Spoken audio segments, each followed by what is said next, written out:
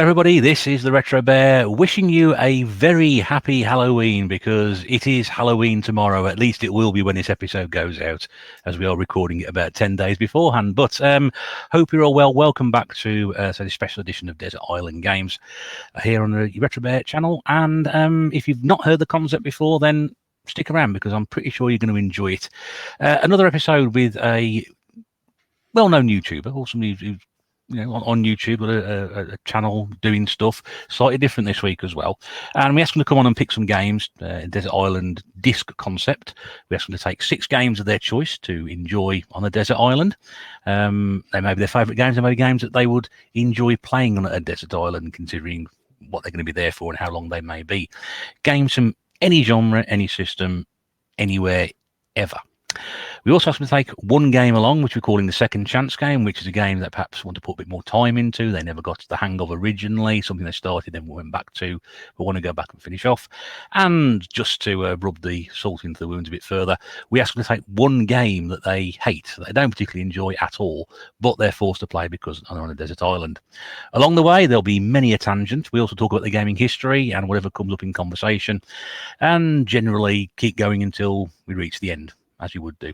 And I said this week it's a special Halloween edition, because I'm very pleased to welcome as my guest this week somebody who has a channel based around the theme and genre of horror. Not my first choice of genres, I must be honest with you, but quite appropriate that during the scheduling of this episode we actually realised it was going to be a Halloween episode to be done. So I'm very pleased to say from the Polterguys channel I have with me this week Ian. Hello, Ian.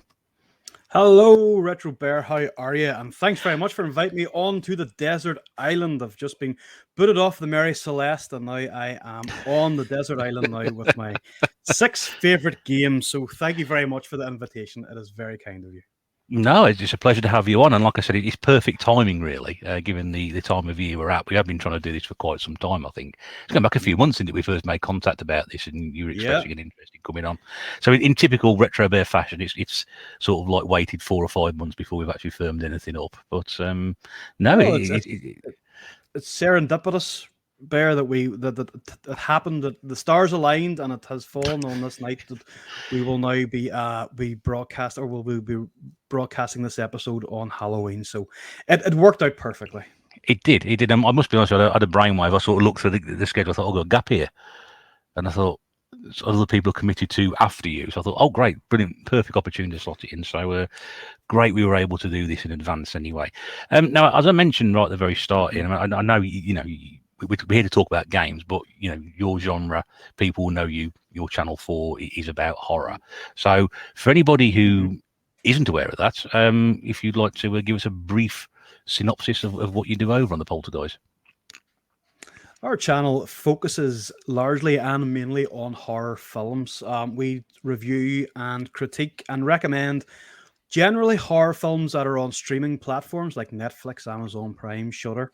And since we have been allowed to re-enter the cinemas now, we have got a couple of videos up there that have been focusing on some of the latest releases. Our latest video being Halloween Kills. So if you haven't checked that out, we do recommend that you go and check that film out. A perfect film for Halloween. So we review, critique, and recommend horror films, and we might delve into the television shows and stuff like that, but at the moment there's a plethora and a vast world of horror films to be explored. So we are going through the library on Netflix and Amazon Prime and all that good stuff, one film at a time. There's a lot of them as well, isn't there? There's an awful lot of them. I'd noticed from watching various stream broadcasts, there was a new Halloween film that was out. So I'm aware of the series. I won't spoil anybody going across to watch your review on that one, but I was very interested to see that they've resurrected that one yet again. There's been a few resurrections of it. There's been almost like an original anthology of it. Then there was Rob Zombie had a go at it, and now there's a modern trilogy, which isn't too bad. The new ones aren't that bad. They kind of pay homage and stick to the traditional storyline of the 1979 Halloween film that we all grown up around and love to watch. So they're not too bad. They actually do the films a bit justice. But the new one's pretty gory and pretty and pretty out there when it comes to violence and stuff. So it's even good just to watch that. But as we say in the review, Bear, it's if you're looking for a complex, innovative storyline, you're not going to get that with a horror film generally. So you're there to get scared, and you're there to watch people getting slashed and hacked generally. I say the same thing about my channel, to be honest with you. If you want innovative, thought-provoking entertainment, go somewhere else, because you're not going to get it here. That's it. And that's just my own videos, not when I've got guests on. You know, it raised the profile a little bit. That's why I bring them on, to make it more interesting. Well, that's debatable, Bear. I do appreciate your channel, and I do like binge watching your videos. Oh, thank you very much. That's very, very nice of you to say so. It's nice when people do say that, because it's you get the feeling you're doing something nice, and the comments, and when people say it like that, it's really good. And so I do appreciate you saying that. That's really good of you. I just want to just stick with the horror theme for a moment before we get into the main games, because I'd hate to waste the opportunity to have you on here and not sort of engage you a little bit more in conversation about it. I mean, what do you look for? You know, what's a good horror film, or a good storyline, or something that really makes a good horror premise stand out for you? Yeah, well, for me personally, it's what I don't see scares me more than what I so things like Friday the 13th and Nightmare, Freddy Krueger, Michael Myers, all that kind of stuff, you know, they're interesting, they're fun films, but it's things like when I first seen the Exorcist. We done a great stream with Ollie from Retro Game Revival recently, and Ollie's a big Exorcist fan, and a lot of the things that he was saying is exactly how I feel about the film. It's that whole, you know, juggling with religion. Isn't it true? Is it, you know, if you don't believe in God, or you don't believe in this, would you still have a go at a Ouija board? Would you still try and possess it, or try and, you know, summon a demon? And then the transformation then of Reagan going from the innocent, sweet little girl to the foul-mouthed demon. Those types of films kind of are kind of the ones that I'm interested in. I know Michael, he likes a lot of the slashers, and he likes you know, films with the monster films and stuff like that, monster movies. But for me, it's things like that I can't see. I like the whole paranormal, ghostly and demonic type of film with you know, and to be fair, you know, a lot of horror films are fun and don't really carry that much of a strong narrative, and because you always kind of know what's going to happen, you know. But there's one or two films out there that have a great storyline. Hereditary and Midsummer. So if you haven't seen those two films, I would suggest that you go and have a look at them. They are really good. And for me, it's the unknown, the thing that's coming after you that you can't see. That's what I like in my horror films. We can see that in certain styles of those films anyway. The characters in the film are experiencing what you are experiencing. You know, you don't know what's coming next. They don't know what's coming next. So you're living through the character on screen, I suppose. And that's a very good point. I mean, my knowledge and horror sort of film journey is pretty much short. Let's put it that way, really. I was working it out, trying to work out. I thought, you know, what films have I seen? I'm trying to work out. I've actually seen more films than I thought I remembered. The ones that sort of stick out was I Know What You Did Last Summer, which I did class as a horror film. Yeah, and then I got dragged to the cinema to see the sequel. I say dragged to the cinema, literally kicking and streaming, as I don't want to go and watch that, because I didn't like the first one. It wasn't particularly great. Final Destination, I remember being dragged to the cinema to see that. Would you class that as a horror film? I know it's the unknown and stuff. Yeah, I have it in the collection. I have Final Destination in the collection there. So it falls under the umbrella of horror. I thought that was more funny than horror, to be honest with you, but that's another way of looking at it. Totally agree. The Blair Witch Project, I got dragged to the cinema to see that. Loved that film, one of my favorite films. Did you really? Oh, good. Okay. I mean, I really didn't want to go and see it because I'd heard so much about it, and I thought I am really gonna not sleep for a week if I watch this film. I watched it, and I was just like, when it finished, as soon as it finished, all you could hear in the cinema was me going, "Is that it?" and like, you know, 3 or 4 people behind me laughing. You know, is that it? Is that it? You know. But I know some people were like that. Some people like yourself obviously appreciate it far more. See, I'm a big fan of the low budget student type films that don't cost very much money to make but end up making a fortune. Films like Texas Chainsaw was like that, Halloween was like that, and Blair Witch was exactly the same sort of thing. And that whole marketing campaign was one of the first viral campaigns because they set up a fake website. Everyone kind of believed that it was real.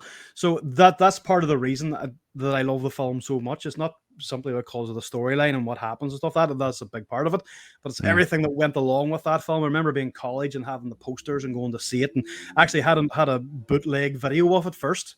And then I couldn't wait to go to the cinema and see it, but there wasn't much difference, to be honest. It was handheld camera. And yes. The only recommendation that I would give anybody, if you haven't seen Blair Witch, is take some motion sickness tablets before you watch it. Do you know, that didn't bother me. Mm-hmm. I know a lot of people recommended that at the time, and you're quite right in saying it didn't really bother me, but I can see why some people were affected like it. The Shining, again. Brilliant film. Amazing film. I get... Do you know, I'd never seen it, and it wasn't long after I got a DVD player. And what I wanted to do when I got a DVD player was buy films I'd never seen before on DVD to experience the new format and the quality of picture. And The Shining was one of the first ones I actually bought. And I was absolutely transfixed, but absolutely brilliant film. I mean, I think it's more psychological.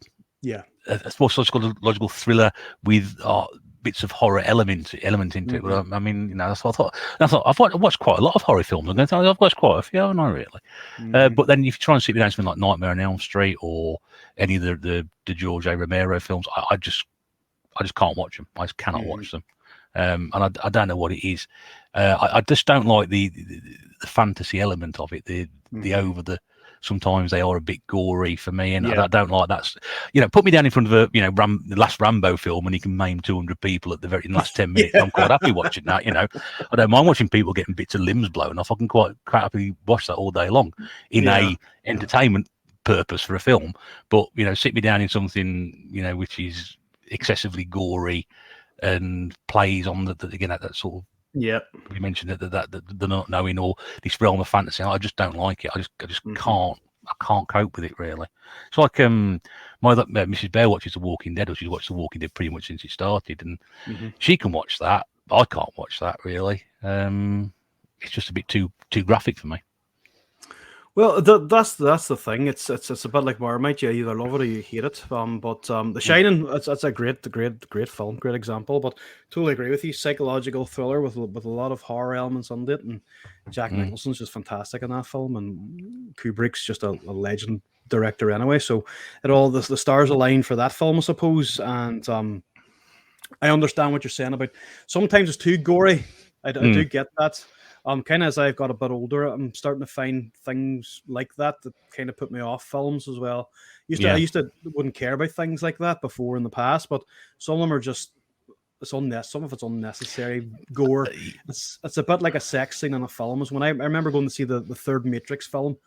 I think it was the third one, and there's like this big orgy in Zion, and Neo and Trinity were having sex, and it was like, what's this part? Why is this in the film? This is completely not relevant. It doesn't need to be in there.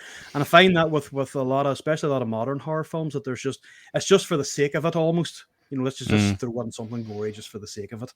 And you can't beat the old prosthetics and the old special effects from the 70s and the 80s and elements of the 90s and now where it's green screened and it doesn't even look right even now. But still, there's too much of it, and it's just for the sake of popping it in there, I suppose. Yeah, I agree. I mean, it's a very, very well made point, and so sometimes it is just a bit too much. And it's interesting. Certainly, somebody who spends a lot of their time watching films and putting the reviews on YouTube to get sometimes. Well, I do like this, but sometimes it's a bit too much, and then that's an interesting way of looking at it. But that's really good. If you haven't come across the Polterguys, Ian and Michael's channel, Michael, isn't it? Not with you tonight. Yep. There are the two of you, aren't they? Yes, I remember that. Yes. Go across and have a look. There will be a link in the description below. Also, a link to their latest video as well. If horror is your thing, it's worth going. But yeah, you can tell Ian's a great guy just by listening to him. How passionate he's enthusiastic about it, and really, really good, really, really nice guy, and he says nice things about my channel as well, which means he's even better, which is good. So yeah, and I haven't been paid or anything to say those things. That is genuinely from the heart. And this is the good thing about your channel, Bear. This is what I love about your channel. I'm a bit of an outsider. I don't come from the retro gaming community. I don't have a gaming channel, but I love gaming. You know, I class myself as a gamer, but not to the point where I could confidently talk about it in front of camera like the way yourself and Sega Zombie and all do. And as someone who isn't really from that community, yours was one of the first channels I stumbled across in terms of when I kind of got to know Pedro and the VHS bootleggers, and then was introduced to more of the more of that, and watched the wrestling talk and stuff like that. And once I subscribed to your channel, Bear, that was me hooked. I thought I just enjoy your channels, and I thought that video was very touching whenever you received the gifts from the tubers. I think you got an Alex the Kid box set Alex Kidd, yeah. Alex Kidd. So that was a great episode. So it was. I've actually showed a few people that as well because it's just so genuine, and that's what I appreciate, and that's what I like about the tubers and the community that you're part of as well. So keep up the good work, Bear. Appreciate the channel. It's a brilliant job. No, thank you again. That video was with that stuff that the guys got me was just so unexpected. I got a message about 3 days beforehand to say expect something in the post, and I got no idea what it was. I mean, what you saw on that camera was, sort of genuine emotion. It wasn't something that happened, and I was, from a lot of people I've never even met, Ian. That was the thing. People I've spoken to on here or on WhatsApp like we do, or be known to the live streams or whatever. But a lot of people I'd never even spoken to, other than typing a comment in the video. I mean, that's how, that's how it felt, and that's how it came across. It's a bit like that thing, when you see people on TV or you see people on YouTube, because you're so invested in their content and you watch them regularly, it's like you know them, even though you don't. If it's like if you've seen an actor in the street, and you're like, oh. They don't know you from Adam, but because they see you all the time, because as the audience sees them all the time, it's a bit like you've got that connection. But since I'll speak on behalf of Michael as well, but since we started our journey on YouTube last November, we have met some amazing people from from a lot of communities, should I say, from the horror film and from the gaming, and it's been a great synergy, and it's been great getting together. So it has, and it does kind of prove that you can mix mash these genres and these formats together, even though we're kind of from separate ends of the spectrum, games and films, all media, but you know what I mean. It's like I couldn't come on and critique a video game as well as yourselves or Big Mike or Sega Zombie or any of those good guys. Do you know what I mean? So it's interesting too, and it's great to see. It's great to see it from another perspective in terms of collecting and stuff. So great stuff. These are a wonderful community, and it's great to be invited into that and be part of it to some extent. Yeah, well, I mean, again, before we get onto your list now, really, we start talking about the gaming side of your journey as such, slightly different in I suppose most people's. But you said you're a gamer, so this sort of fits into it. And what we've got to mix is it's not just horror genres you've actually picked some classic games here. Again, I said to you beforehand, I can probably think maybe quite a lot of these we haven't had before, in one way or another, which is brilliant, and some really interesting choices as well. So we get towards the end. If you want to hang around for a couple of bombshells towards the end, then please feel free to do so. We've got a fair bit to get through. But let's. So, how did you first of all get into gaming then, Ian? I mean, your earliest experiences from playing games or seeing games as such.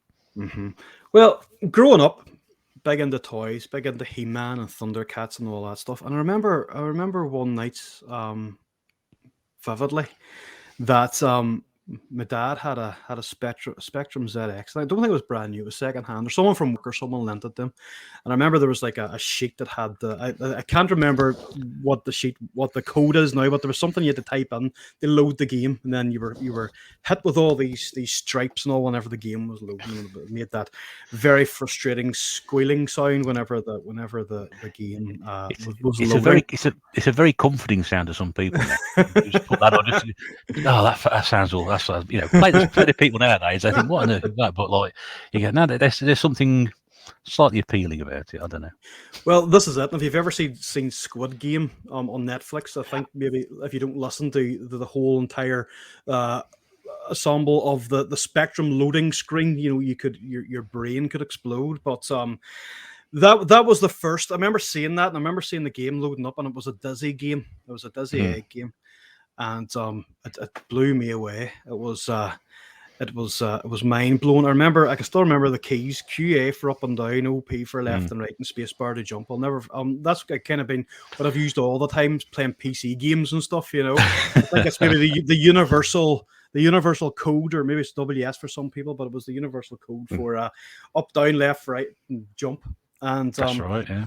That's what got me. That's what kind of got me into it. And I remember then we had the Spectrum. It stayed around for a long time, and I remember my father had like a game of, it looked like Risk. I can't remember if it was Risk, but it was something very similar. He was all into the wars and history and all that kind of stuff.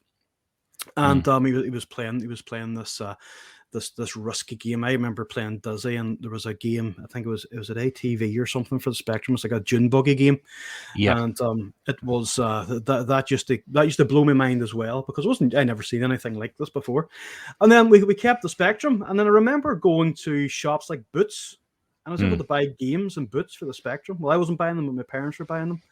And, you tell people that nowadays you used to be able to buy computer games in Boots, and they won't believe you, because obviously Boots is now more known as a chemist and a pharmacist. But yeah, I've got 8-bit games with the prices on from Boots.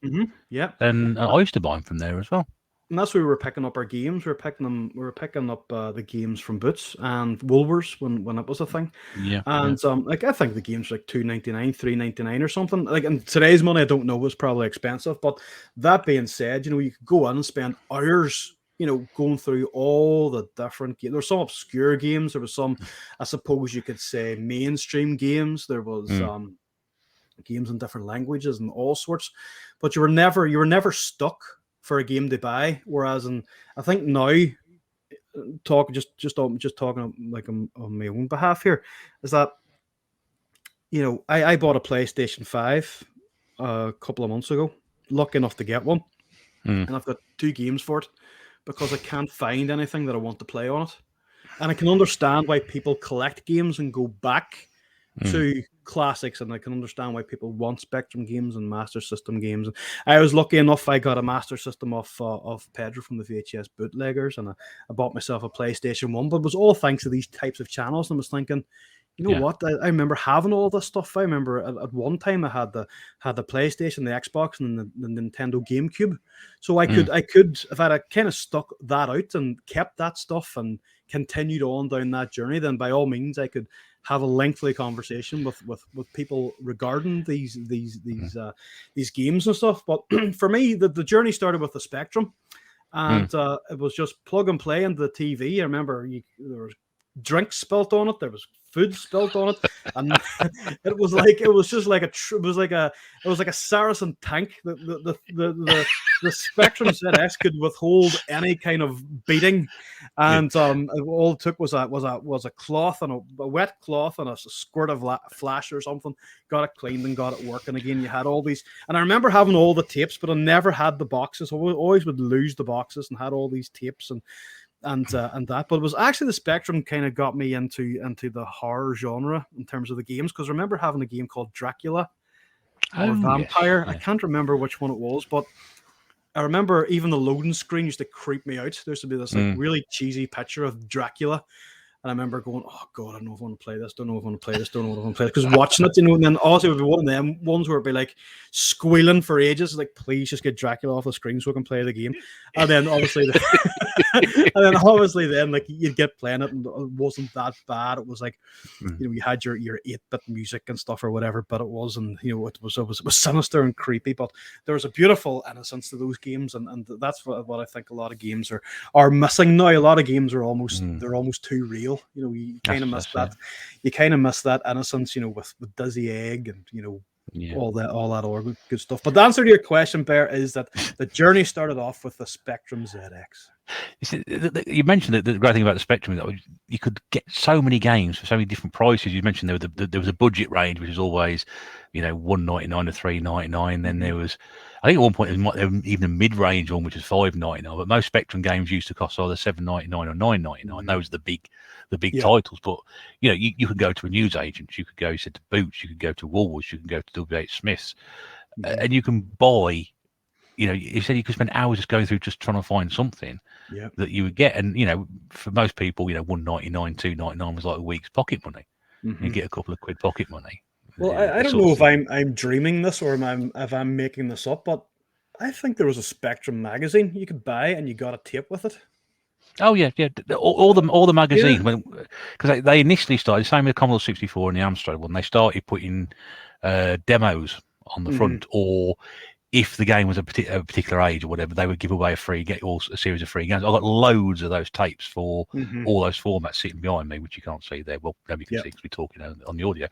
But yeah, magazines used to come with tapes, and you'd have like a combination of the demos and the free games, and they're quite freely easy to pick up now. They're inexpensive to pick up on their own, and yeah, you're absolutely right. They used to do the same thing with discs as well. You could buy the Amiga and the ST as well, exactly the same thing.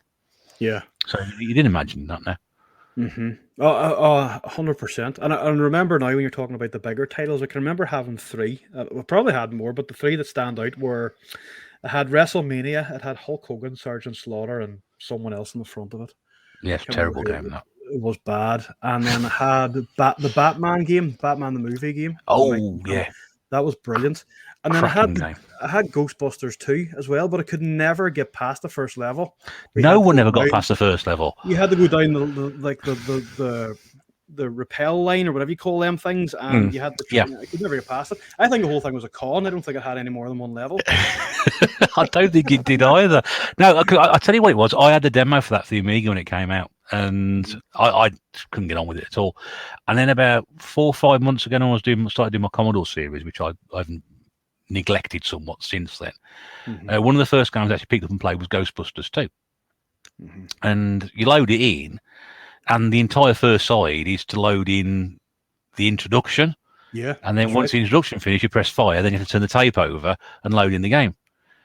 So about half an hour later, when it finally loads up, I mean, I'm the same as you. I can't get past the first level. What am I meant to be doing? I've got no idea what I'm meant to be doing.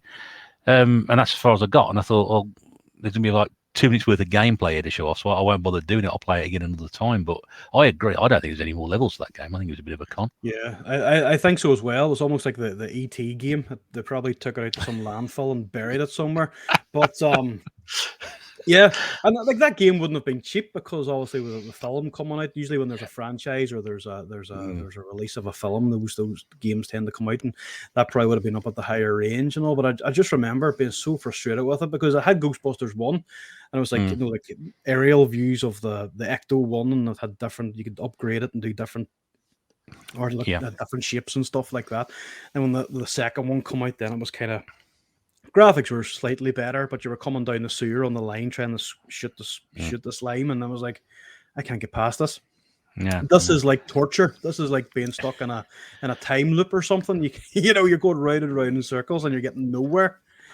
So the frustration of going out and buying something like that full price, and then can't get past the first level when you get home. The thing is, it's slightly different now, I suppose, because when people play modern games, you've got infinitive lives. You don't get a limited selection, of course. If you died on the first level, you'd have to rewind the tape and then reload it back in again, unless it was a multi-load and loading everything at once. It was pain in the backside to do. But I tell you, I hate the original Ghostbusters game. I absolutely Can't No, I stand it. didn't like it either. And when Mrs. Bear was doing a repair on a Spectrum recently, she said, "Have you got a game I could try it out?" I've got about 5 copies of Ghostbusters on the Spectrum. Every bloody bundle I bought has got a copy of bloody Ghostbusters in it. Don't know why. But I said, well, if you're worried about snapping the tape, I said, yeah, use that one because I've got about 5 of these. I think she played it for about 10 minutes, the first one, and she said, this is crap. But a lot of people have fond memories of it. Ask anybody about 8-bit games. The first thing they tell you, oh yeah, I Ghostbusters on the Commodore Stroke Spectrum or whatever. Oh, it was great. No, it wasn't. It was terrible. I think just going back to what you're saying there, Bear, I think it's because it was so readily available. The film come out, it was such an iconic thing, and then you sort of you felt obliged to have a copy of it, and everyone kind of ended up having a copy of the game. But I totally agree. It wasn't a great game. It wasn't going to set the world on fire. And then the second one come out, you couldn't get past the second level or first level. So they had an agenda. So. Oh yeah, but we mentioned that WrestleMania game. That was I remember getting that. I'd pre-ordered that when it came out for the Amiga. I'd ordered it in advance to get it when it came out, and the only great thing about that game was a free video we got with it. I didn't get a free video. I got a free pin with it, like a badge. You got a badge with it. You would have got pin badges with yours. Yeah. They were like I think it was Legion of Doom. Yep. Hulk Hogan and somebody else. Slaughter. No, Bossman, Big Bossman. The Bossman, you're right. 100% right. And I know because I did a trade with Ginger Hippie Gaming a few months back, maybe last year now. And in the trade was a copy of WrestleMania on the Spectrum. And I'm not joking that the pin badges on there haven't been taken off. They're absolutely immaculate. They're pristine. Brilliant. It's just a shame it's a terrible game. But the Amiga version came with a Silver Vision promotion video. Oh, right. Only like 10 minutes long. But yeah, it was worth it just for that because the game was terrible. Whichever format you played it on. The strategy from the game. Yeah. It was my prized possession about that because I remember it came in like a blank sleeve, the video. So I just remember sort of spending time doing the WWF logo, drawing it on, and then colouring it in to make it look really, really nice. Yeah, I spent more time doing that than I did playing the game because I think I finished the game in maybe 1 or 2 sittings. I can't remember. Yeah. And, so see that was the plan behind it. You see, if you got that version, you got the video, which would distract you for 10 minutes, and if you got the version I got, then you could stab yourself in the eye with the badges, and that would stop you. And that was distract you from playing the game on the Spectrum. But that was the only memory. I just remember it came in a nice box. It was like a lift. You could lift the lid off the top of it. It wasn't in the case. It came nicely presented, and I remember being all in the WWF big time at that time. And then it was such a disappointing game. It really was bad. It was. It looked good, but when it started to move, it was that was when the goodness finished from there. But it's a real shame. But it happens sometimes. We get these licenses, and we actually mentioned 3 licenses there: Batman, WrestleMania, WWF, and Ghostbusters 2. And of those 3, the Batman game was by far and away the best one of the 3 of them. Fantastic game. And again, I don't think there was a bad version of Batman the movie at all across all the formats. Every single, although the 8-bit ones are slightly different to the 16-bit games, but they're all brilliant games. All absolutely, all very, very playable, very, very enjoyable. Yeah, plenty of time playing those. So, what happened after the Spectrum then? What did you get into next? After the Spectrum, then it was the Master System 2. That was the next console. I obviously got a little bit older and was kind of getting into the gaming scene a little bit more. And I remember just sort of getting catalog books, and the video games were always at the back, and I would be blown away by that, because the Master System promo, or not the promotion, but the look or the marketing was always the white with the squares. Yourself how the box looks. Yeah, there was just something really nice about it, and I thought this is awesome. But I didn't realize whenever I was getting into the Master System 2, the Sega Mega Drive was coming out, and I didn't know this. I wasn't in tune with all this stuff or clued in. I remember getting the Master System, and it was I got Asterix with it, and I got Terminator, and I got, what was it? Alex Kidd was built in, I think. It was a built-in game, and Sonic. Those were the 4 games that I had, and they were brilliant. I loved them all. So I did. But then in March, so I got that for Christmas, and then in March, my birthday's in March. So at the start of March, then my cousins ponied up to my granny's house, and they had a Sega Mega Drive. and they had road rash with them, and they had, I can't remember what the other game was, but I remember just being glued to Road Rash, and this was mind blowing. So you can imagine my parents now when I say, "Can I have a Sega Mega Drive for my birthday?" So it didn't go down too well, but I promised to lift the dog shit and walk the dog and all that for 2 days or whatever.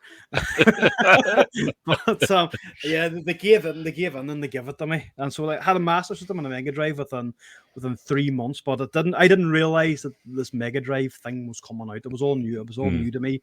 So it was because I'd seen a friend had one, and we were playing. Bart Simpson versus the Space Mutants had that as well for the Master System. And yes, I've got that somewhere. And we were playing that, and then they ponied up with a Mega Drive, and mine was blown. That was it. And it had the cool control pad. It wasn't like the wee rectangle. It was like almost like a boomerang type shape or arch type, and it was just it was brilliant. And they had Sonic, and they were able to do the up, down, left, right, A, start, and select the levels. And it was my mind was blown. So that was that when I got the Mega Drive, that was really the first console that kind of really got me into gaming, because I don't think long after that then Mortal Kombat had come out. It was kind of the first game with blood, and I had so many games to Mega Drive, and I just really wish that I just kept everything, because I'm telling you, I easily had a couple of hundred games for that, no problems. Really? Oh, that's. I mean, what was your impression of the Master System compared to a jump up from say the Spectrum to the Master System? I mean, how did that sort of change? Yeah, it was more of a cultural thing, because like the adverts and the marketing around the Mega Drive was like this cool thing.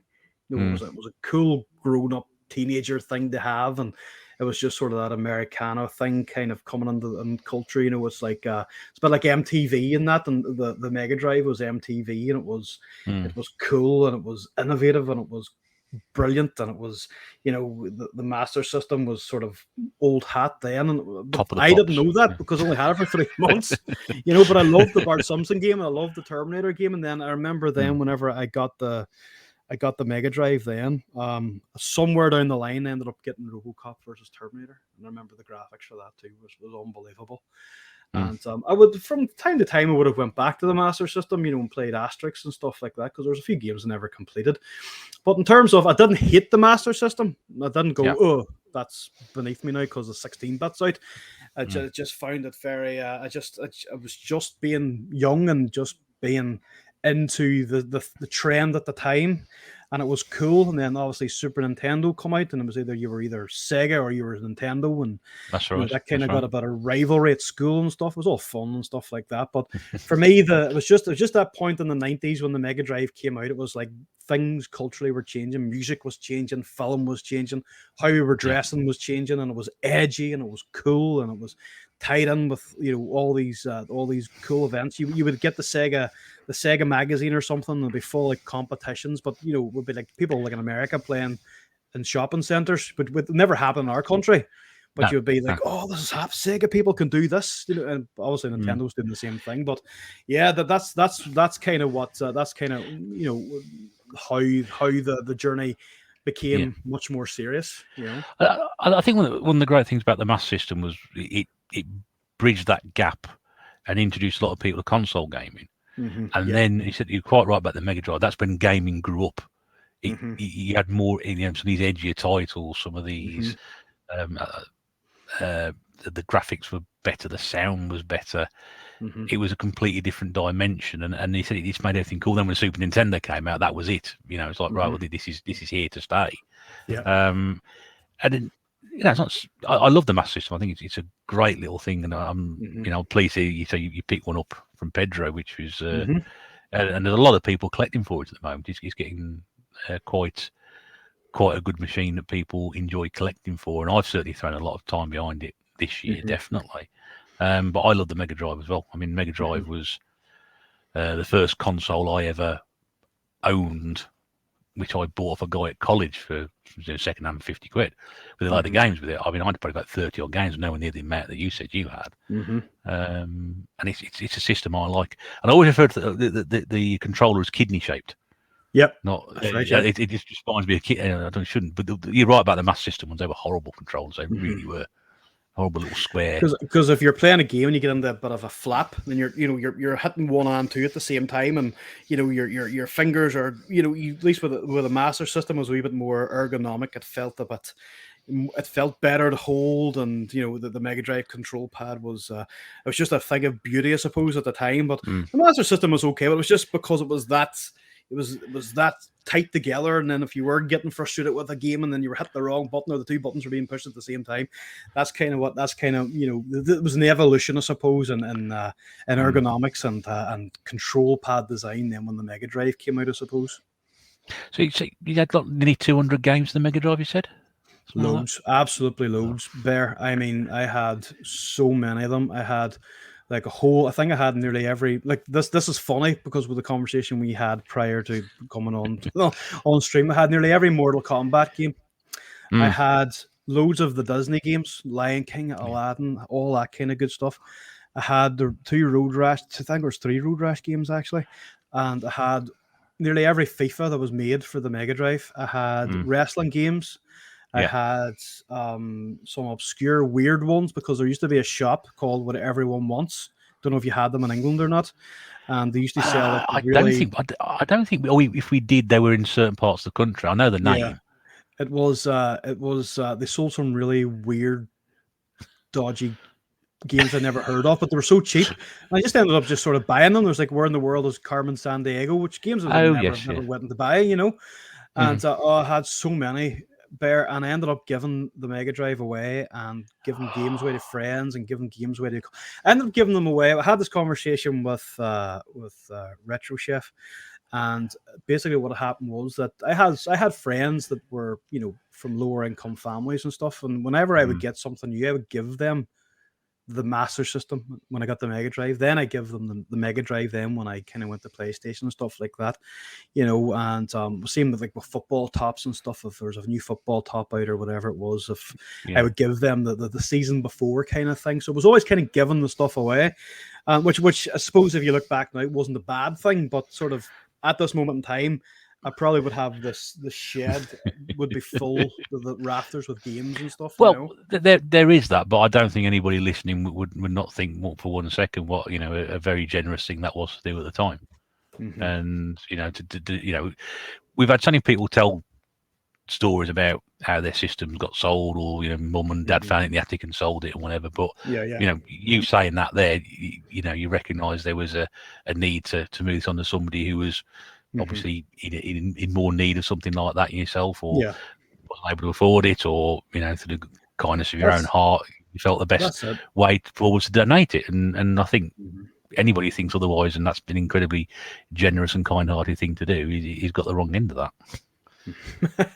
But it was a nice thing to do because something like the people or the friend that I donated to, there's loads of brothers and sisters and stuff. Mum and dad didn't have a lot of money, and this when they got the Masters, when I gave them the Master System at the time, it blew their mind. You know what I mean? Because it was still relevant. You could still buy it in the shop. It wasn't to say it was some kind of prehistoric dinosaur console. No, that's right. It was obsolete. You know what I mean?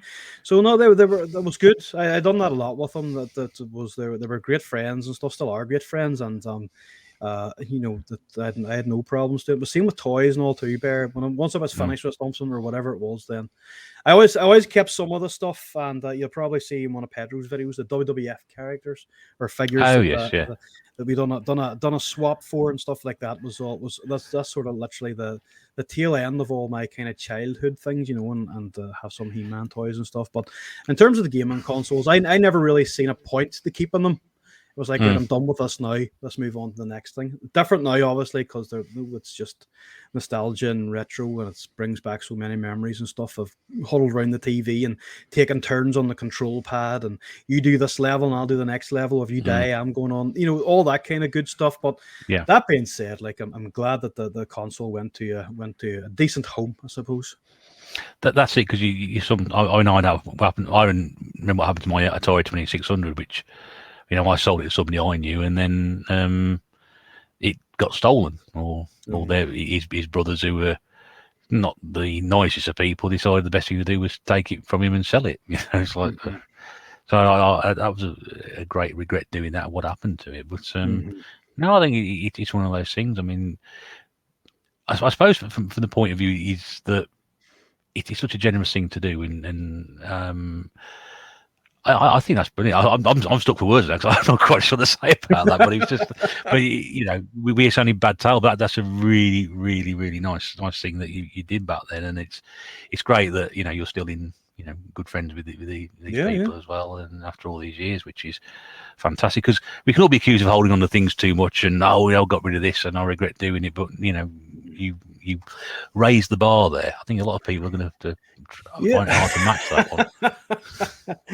But it's like I said, Bear. It's like the way I was looking at it was I was done with it. You know what I mean? That when you're that age, it's like, it's like I was never going to keep a toy in its package, and I was never going to, not play with the thing. It was going to get the wrestlers were going to get a hard time. The He-Man was going to get a hard time. The G.I. Joes were going to be chucked under the mud and blown up, and all that kind of stuff. And then it was kind of a thing happened in our family. Like the cousins, the two cousins that had the Mega Drive, ended up giving me. I would have got toys and stuff off them, and I would have got Game Boy games and stuff, because it was just that thing. Once you were finished with it, that's it. It was a bit like it's different now, but if I had finished a game or completed a game, I never went back to it. That was it. I was done with it. Right, okay. So now it's different now because we'd love to play them again. But back then it was like, finished, cool spot. That's me done with it. There, you can take it with you. I don't need it no more. That's kind of what my mentality was with it, and it was good. It was good. Mega Drive was such a social thing too, because like a thing that I don't think people do anymore. They can't do it anymore really with the digital consoles. Was swap games. You go around to your mate's house and you'd swap a game, or someone in lower school would know that you had Sonic 3 and it had the save facility on it, and like someone from lower school would go, "Gee, Ian's got that. We'll give him 4 games to swap him for." There was a bit of barter and all to get a lend of a decent game, or if someone had like FIFA 95 and it was just out, you'd be like, "Listen, I'll lend you 10 games if you lend me FIFA for 3 days." Do you know what I mean? So it was you're right. Don't do that now. Yeah, you're absolutely right. I mean, I've done it. Remember going to school and just taking games in with me and sort of saying, "Here, that game I bought for you. Oh, yeah, I bought you this one. Here you go. There you go." And I bought this. You want to play this? Oh, yeah, I'll bring something in tomorrow and swap it around. And yeah, well, because it's the way things are. Digital games now. It doesn't happen. You can't. Sort of swap games, and it's the art, isn't it? Sort of little things like that were very, very prominent when we were younger. Don't exist nowadays. People still swap football stickers? I don't think so. I don't know. I think there's probably some digital version of Panini stickers that you can swap online or something. But in terms of having a physical something in your hand to go and swap with your mate or swap with someone it was great, because when you were swapping a game, it was like getting a new game because you'd never played it before, and this might have been a game that your parents couldn't afford to buy. I remember whenever Street Fighter 2 came out for the first time, I think that game was like 50 or 60 quid. I remember having a copy of Jurassic Park, and it was too hard to get. We ended up getting it out of the catalog book, and it was like 60 or 70 pound. Was it really as much as that? Yeah. I missed it from. Yeah, I think it's because from a catalogue, it's inflated a wee bit more. It's always expensive. I mean, Street Fighter 2, when that came out, I think that was 65 on the Super Nintendo. A friend of mine bought it. Yeah, I think he bought it, or his parents bought it for him. I don't know, but he got it pretty much when it came out. But just come back them football stickers. I'm sort of thinking. I remember that now. You'd sort of set that in the playground with your mates, and you got like a big pack of stickers, and you go through them like that, and they go got need. Yeah, and then you swap. I was amazed how good our memory was back then, because remember them size in football albums you used to get them, 20 odd football teams, and you could, and there were the Scottish ones. We used to get the Scottish ones as well over here. So we had like the first division and the Scottish ones, and your memory was so good because you knew exactly what you got and what you hadn't. Mate, I can't remember from one day to the next what I'm doing now. Let alone, I used to be so good at knowing what games I had until my game collection went so big. I know got to take my phone out with a list on it, so I know what I've got and I come up with any doubles. Well, I'll tell you what I used to do, Bear, because I had so many games, and people would say to me, "What games have you got?" I used to plug the Mega Drive. I used to put the Mega Drive on, and then I would record the gameplay on a VCR or VHS. Oh wow! I would make a video of the game, so I'd play like maybe 10-30 seconds of it, and then put on another one and so I used to have this video. We used to go around the school of all, like it was like the best of my collection, and I was like, I don't know what games I have. I've so many, but I can always remember like the latest one or the most recent one that I got. But the big games that you forgot you had, and some of them didn't have boxes, so they were like lying in a shoe box or a football boot box. Do you know what I mean? And then I'd make a wee video every now and then, and be able to have like that video there, all the games are on it, and people were like, because the other thing, we just had to tune the TV channel on just so your VCR or your VHS player could record it. There wasn't even SCART, it was just under the aerial, I think, then. So you do realise you've just invented YouTube back all those years ago before somebody else did. By simply doing 30 seconds of gameplay and putting it onto a video and then distributing it, you had invented, you could have been a billionaire by now if you thought about it. Mind you, I know. We didn't have the internet back then, did we? So we didn't have anything. Posted to my mate's house. I did have a similar idea about when I used to play a lot of Player Manager on the Amiga, of doing a similar thing, which is basically doing like a season video. So I'd record all the games of each season, and I thought that was a really silly idea, so I never actually did it. But I should have done it now. I realised, because that was the thing that became the rage in the early 90s, before all the football rights, television rights got bunged into exclusivity. Was clubs used to release their own end of season video with all the goals from all the matches on them. I thought I could have done the same sort of thing. So I was trying to do the same sort of thing for this imaginary football team, which only one person would watch, and that'd be me. But anyway. Bad off yourself. Yes, exactly. Yes, just to amuse myself, just my own purpose, as always. Right. Just before we go into you doing your game selection, you mentioned in the pre-track some Tiger Electronic games. I know a lot of people are quite interested in that, and because that's around about the same time of timescale we're talking now in terms of years. So just a bit more information about that. Yeah, I used to have like a load of those handheld games. I had a wrestling one, but the only two that kind of have survived, I have a Top Gun. It's like I think. Do I have it with me? Don't think I do.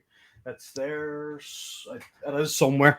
I have a Top Gun one, and I have a Ninja Turtles one, and they still both work. They've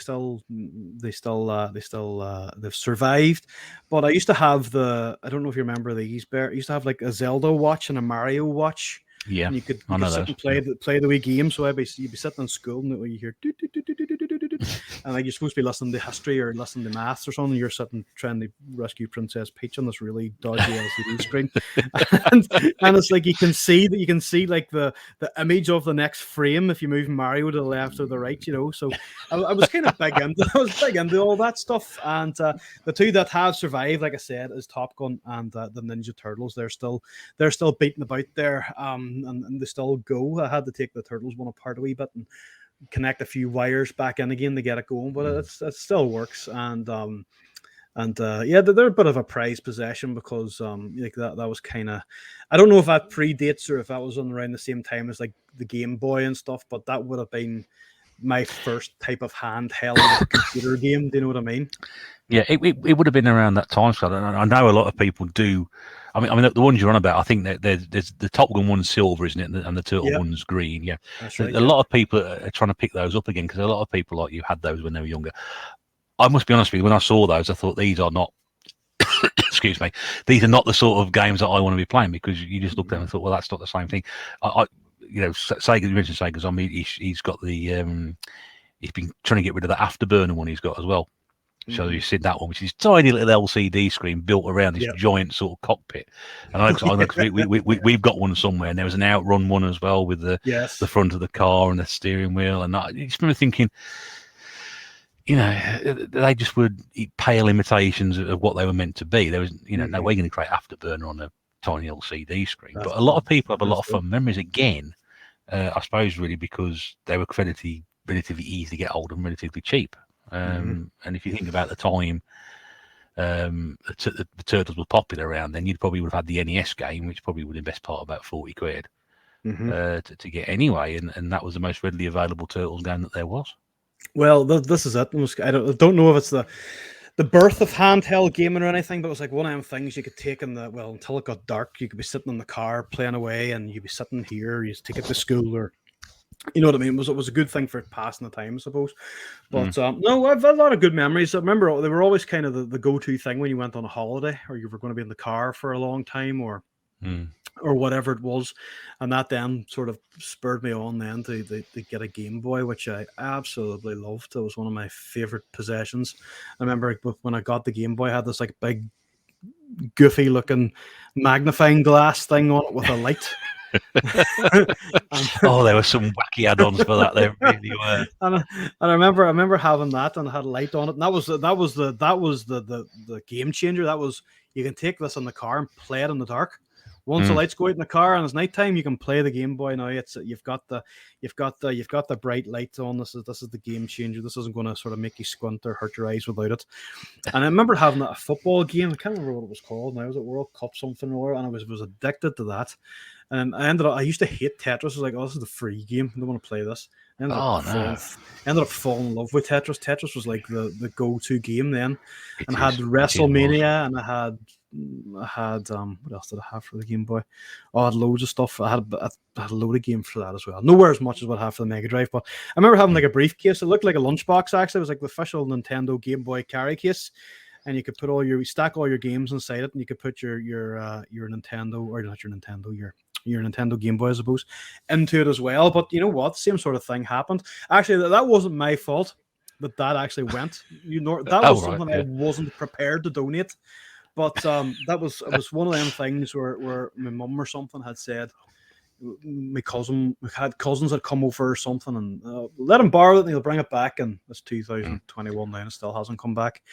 You know, so it was like, it'll turn up one day. It'll come back one day. So I was like, God, I was very precious of that. Actually, I loved the Game Boy. And the only thing is, too, Bear, I was one of them children that was very good at looking after their toys. They might have got a rollicking in the wrestling ring, or they might have been buried in the muck out playing army with G.I. Joe, but they were always well looked after. And I think that was kind of the selling point for cousins and people who wanted to borrow my stuff, that they're getting pristine condition. Yeah. I remember the carry case, great big grey thing, wasn't it? Like they've got a lot of stuff in there. But yes, great system, the Game Boy. I mean, I've said before, when I first saw it come out, I thought, well, it's in black and white. Who wants to play something like that? You know, you want colour, we can get colour now. And the Game Gear was around, and the Lynx was around as well. And, you know, the Game Boy outsold them by a huge margin, absolutely huge margin. I don't think anybody realised how successful it was going to be, but it was just astonishing the way it took off, and packing in Tetris as the free game you got with it. And what a game to get free! Exactly, that's unbelievable. Unbelievable, because I thought, look, what's this building blocks? I'm not interested in that. And it took me a while before I played it, because I had so many other cool games I got with it for my birthday. I think I had Micro Machines, and I had the football game, and I had the wrestling game, and then sort of Tetris was an afterthought. And then I kind of got bored playing them other ones and I stuck it on. I don't think I really played anything much else beyond that. Then it was just brilliant. So it was whenever you got the cube or the long shape, you knew then that was it. I said you're going to kick Tetris's ass when you had them two come down. Oh, it's a fabulous game. It really is. And again, it's so simple. Like a lot of the great games are just so simple, so straightforward. Yeah. Those are the ones that you keep going back to. You know, you can have all the flashy graphics and the sound in the world you want, but you know, building blocks is about as simple as it gets, and about as addictive as it gets, really. You know? Okay, so let's step away from your gaming history for a bit. Let's talk about some of your games that we've actually taken you to the desert island. Now, you give me the order beforehand, so if you can remember the order we started going off with, that'll be great. Trying not to give away before we go. Like I said, there are some games on there we haven't talked about previously on episodes, Desert Island games, and there are some horror genre ones thrown in, which we're going to kick off with straight away. So the first game that you chose to take to Desert Island is Resident Evil on the PlayStation 1. That's the first game that's going into the trunk with me. That's the first game that's getting packed. So what was the reasoning behind this one? Well, this was, I remember I never owned this one to begin with. When I first played it, I never owned it. It was someone else had owned it, and I remember it was like a big deal. And the game, I think the game came out in March or something, but it was in the summer. I got to play it for the first time. And my friend had bought it, or so he got it for a birthday present or whatever it was. And he said to me, Ian, we have to play this game. Apparently it was very scary, whatever it was. I was like, it's not scary, it's a game. You know what I mean? It can't be scary. Because at this stage, like there's nothing like that. And well, as far as I remember, there was the odd Splatterhouse and stuff like that, but it was That's fun. right, yes, yeah. There's things like that. And then we put it on, and then the game loaded, and then the title screen come up, and the big Resident Evil. And I was like, holy shit. What have we got ourselves under here? and he handed me the control pad. I can remember like it was yesterday. He handed me the control pad and said, "Do you want to play first?" And I was like, "Nope, no, you go first. You're controlling it first." So that was all right. So we were playing it anyway, and they had this amazing intro. It was like all like shot like real proper video footage and stuff. And I was like, oh, this is like the mega CD. This is like Tomcat Alley. It's got real footage in it, and it's like this is going to be amazing.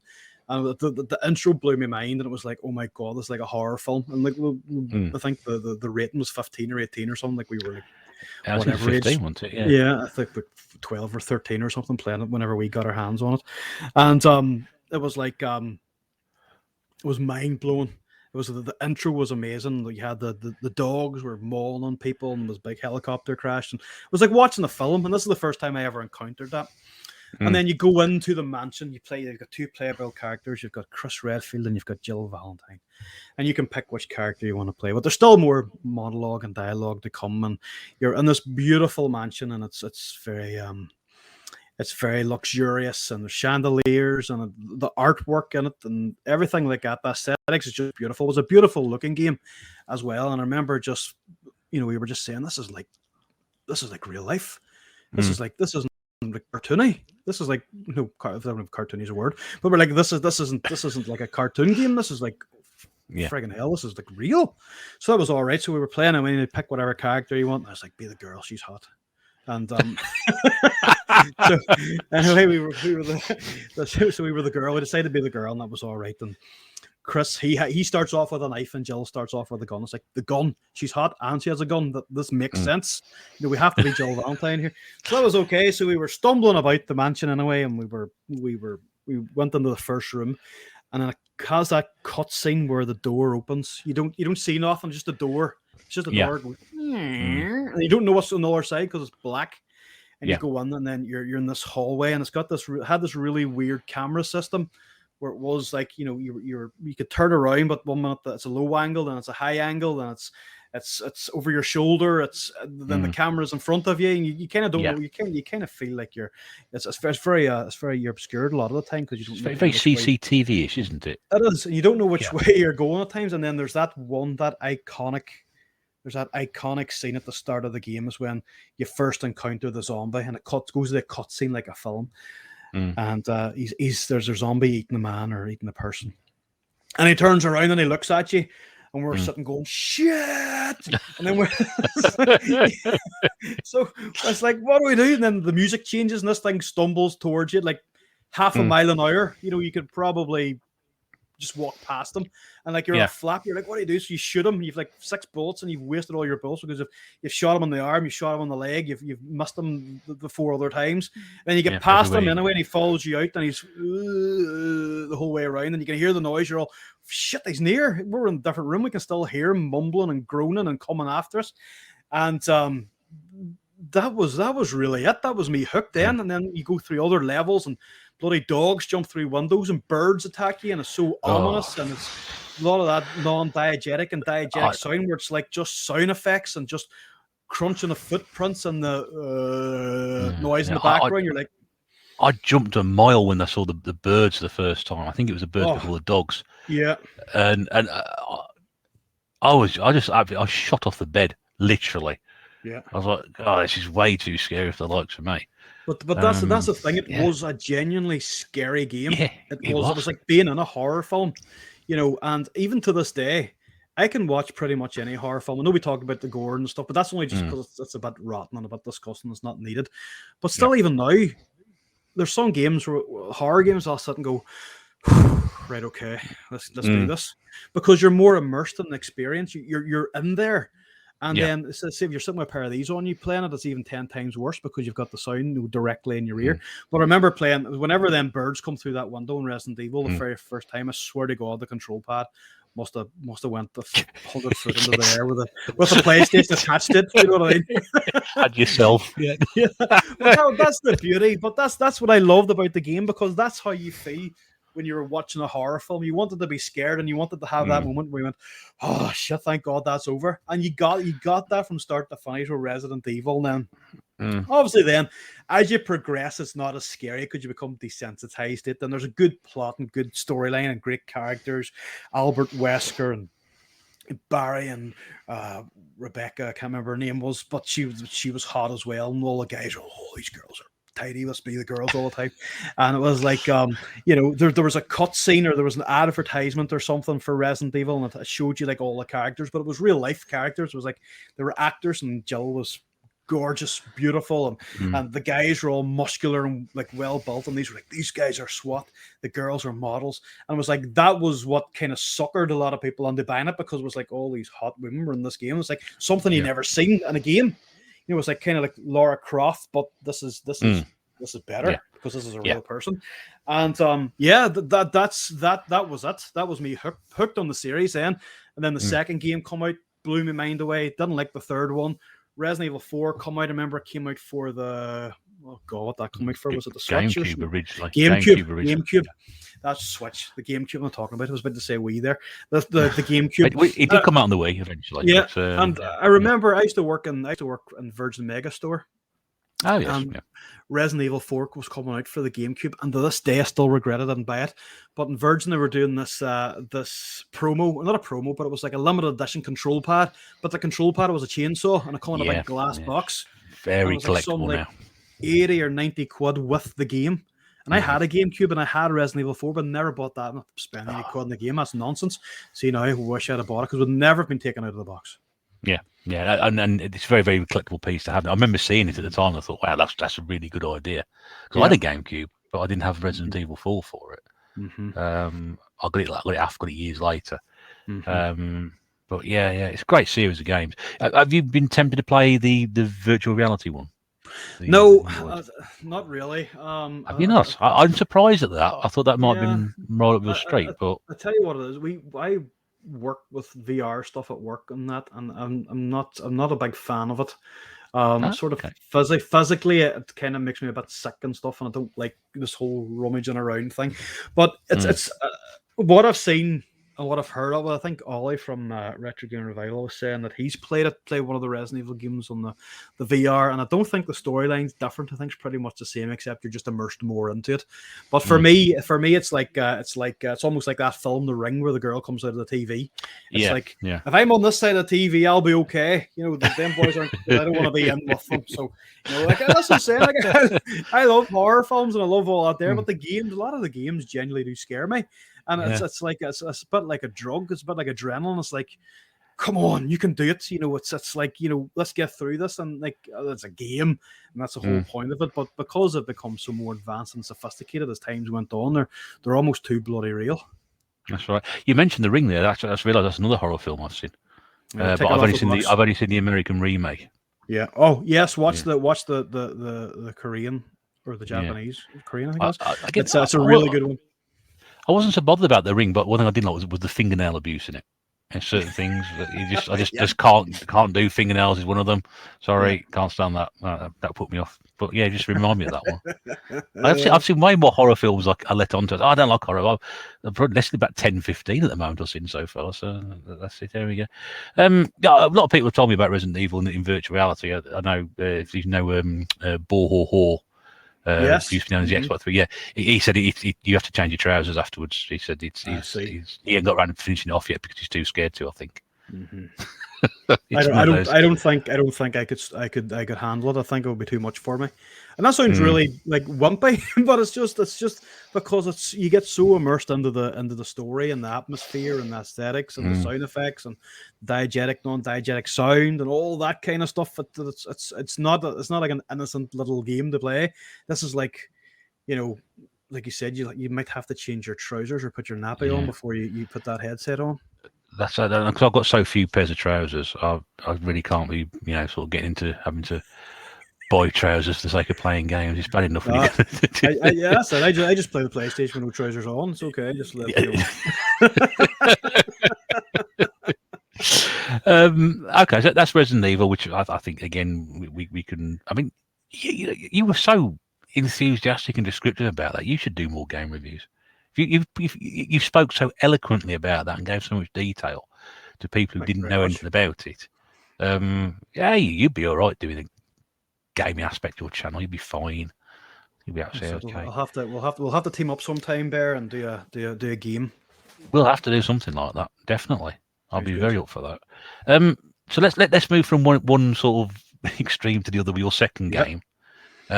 We spoke about the Mega Drive, and again, this is one that a lot of people will know a lot about because it was one of the early titles on the Mega Drive, and it was just blew everybody away with how it looked. Yeah. And bear in mind, we're talking, was it 1991, 92 here, aren't we? I think so. Yeah.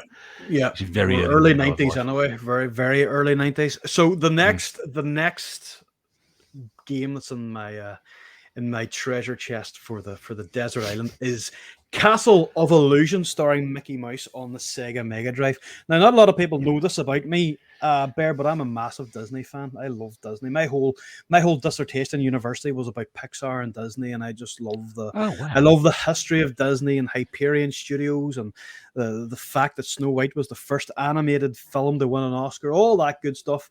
And a massive fan of Oswald the Mouse. Sorry, I mean Mickey Mouse. I don't think Oswald. I don't think we're allowed to call him Oswald anymore. that was his original name before he became Mickey. No. Oswald was Oswald the Lucky Rabbit. That was the rabbit. Sorry, it was a rabbit before. Yeah, man, there's two tangents we can go on to here. Because obviously I'm a big cartoon fan, so I think Mickey Mouse's original name was Mortimer. That's right. Yeah. Mortimer Mouse, yeah. And Oswald the Lucky Rabbit was one of Disney's first creations, but then the character somehow ended up at Universal. That's right. And Walter Lantz, who did the Woody Woodpecker cartoons. That's right. Yes. There's an interesting story about Oswald the Lucky Rabbit. I don't know if you know about this, but there was I think there's an American sports commentator called Al Michaels. I don't know if you know him or heard of him. He does mostly American football, baseball, the Olympics in America. But when he moved from ABC to NBC, I think it was, as part of the deal that took him across, NBC, who own Universal, or Universal and NBC, passed the rights that they own to Oswald the Lucky Rabbit back to ABC, who are owned by Disney. As part of that deal. It's absolutely crazy. It really is. That's right, because I was just about to say Disney now have the license and the rights of Oswald back again. But it's a great thing to be being part of, growing up with Disney films and stuff like that. And then next thing, Mickey Mouse is now on your Mega Drive. But the beauty of it is it's not like a baby Mickey Mouse game. This is like in the horror genre. This is Castle of Illusion. Minnie has been kidnapped by Miserable or Miserable. What a name! Miserable. Yeah, a witch. Yeah. And you're on a quest to try and rescue her, and you have to collect gems along the way, and you've got apples and marbles they throw at people and stuff. So Mickey Mouse is kicking ass a wee bit in this, but it goes back to, and I think Disney done this really well with a lot of games that they brought out for the Mega Drive. I think they really pushed the boundaries in terms of the graphic capability of that machine. It's probably the Super Nintendo as well. But remember, Bear, I was a Sega man, so Nintendo wasn't allowed in my house apart from the Game Boy. So what they done was they really pushed the graphics and really pushed how the game looked. And I thought, like you said at the top of the intro there for this game, is that it was so beautiful, eye-catching, colors were vibrant, the music was great. It actually played well You know, Mm. it wasn't a frustrating game where you were kind of end up punching the desk or punching the sofa or throwing your control pad away. It was just a Mm. nice game. It was you were in that kind of Disney realm. It was a game of it was a quest game, but of that it had elements of horror in it because it was in the witch. It was a scary thing. The music was great. The atmosphere was great. It was had nice wee sound effects and stuff on that. And that was a game I loved. And I actually loved the artwork for that game as well. I just remember there's a big tree, Mickey Mouse was standing in front of it. There was a silhouette of the witch and the big castle in the background, and it was like Yeah. a purpley color. And I just remember that box and everything. And it was like, this is a cool game. This has got Mickey Mouse on it, and it's cool. It's Mm. actually a cool game to own. You were like, I own a Mickey Mouse game. I was like, no, this game's pretty cool. This is Hey, actually right. credible. You know what I mean? This isn't one to be ashamed of, in your collection. And yeah, that was one of my favorite games. And because I had a massive love for all things Disney anyway, it was that helped. So it did. And it was even now I kind of wish I still had it, even if I didn't have the Mega Drive or whatever. If I had a copy of that game with the manual and all, in Mm. the condition that I had given it away in, it's one of the ones that I wish I'd kept, or I wish I still had a copy of, But I wish I had Mm. my copy, the one I owned, the you know Yeah. what I mean?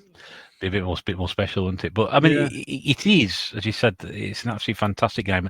It's a sort of game I looked at when a friend of mine had got his Mega Drive at school, and I looked at that and I thought, God, I'd like I'd like to play that because secretly I'd like to play a Mickey Mouse game, and it's not Mhm. like it's not a kids game, it's a Yep. proper game, and it Yeah. was meant to be really, really good. All the reviews came out for it, said it was graphically brilliant, it was musically great, it was very, very playable.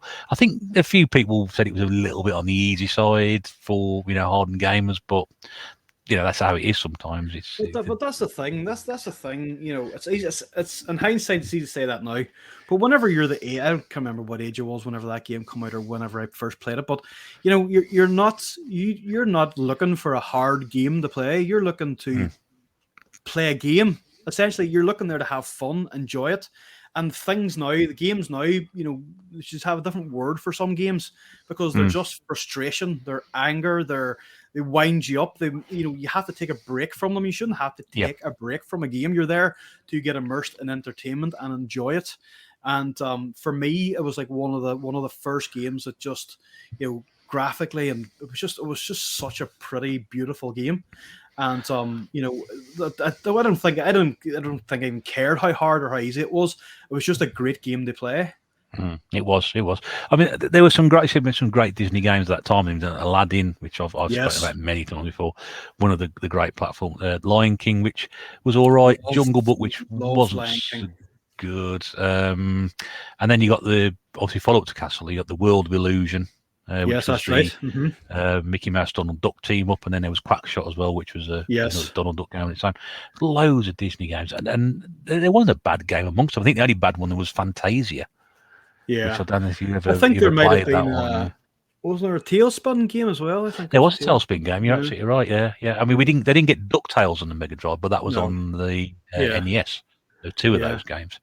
Because But that was yeah, that was the thing used to annoy me as well, is that if you obviously the Sega Nintendo thing is that sometimes the Nintendo would bring out a game that wasn't going to come out for the Mega Drive, or if there was one of the wrestling games, I think it was WrestleMania for the Mega Drive, the Nintendo version had like Mr. Perfect in it and had a couple of mm, different characters that wasn't in the Mega Drive version, which was yeah, a wee bit annoying. But that being said, going back to the Disney games like Lion King and Aladdin, like you could pass them off as you'd almost think that was on a different gen console. Those two mm. games, because of Yeah, how artistic they were and how the graphics were rendered out and how fluid the game played, and the music, the Lion King and the Aladdin music, mm, well, it didn't sound 8-bitty at all or 16 no. bit. It sounded decent, The first time and I saw the Lion King was at a friend's house, and he got it Mhm. on the Mega Drive. He said, "Oh, he watched this," and sort of sat down. I thought, wow, the way it starts up, you got the yeah. bit title screen lifts the Simba up, and then the next thing you know, it's cuts to a shot of one of the characters going, "It begins." You got the voices, and then Mhm. um, it was just something. I was like, wow, this is brilliant. And I mean, Aladdin. I mean, it's just So many people love that game, like I do. Yeah.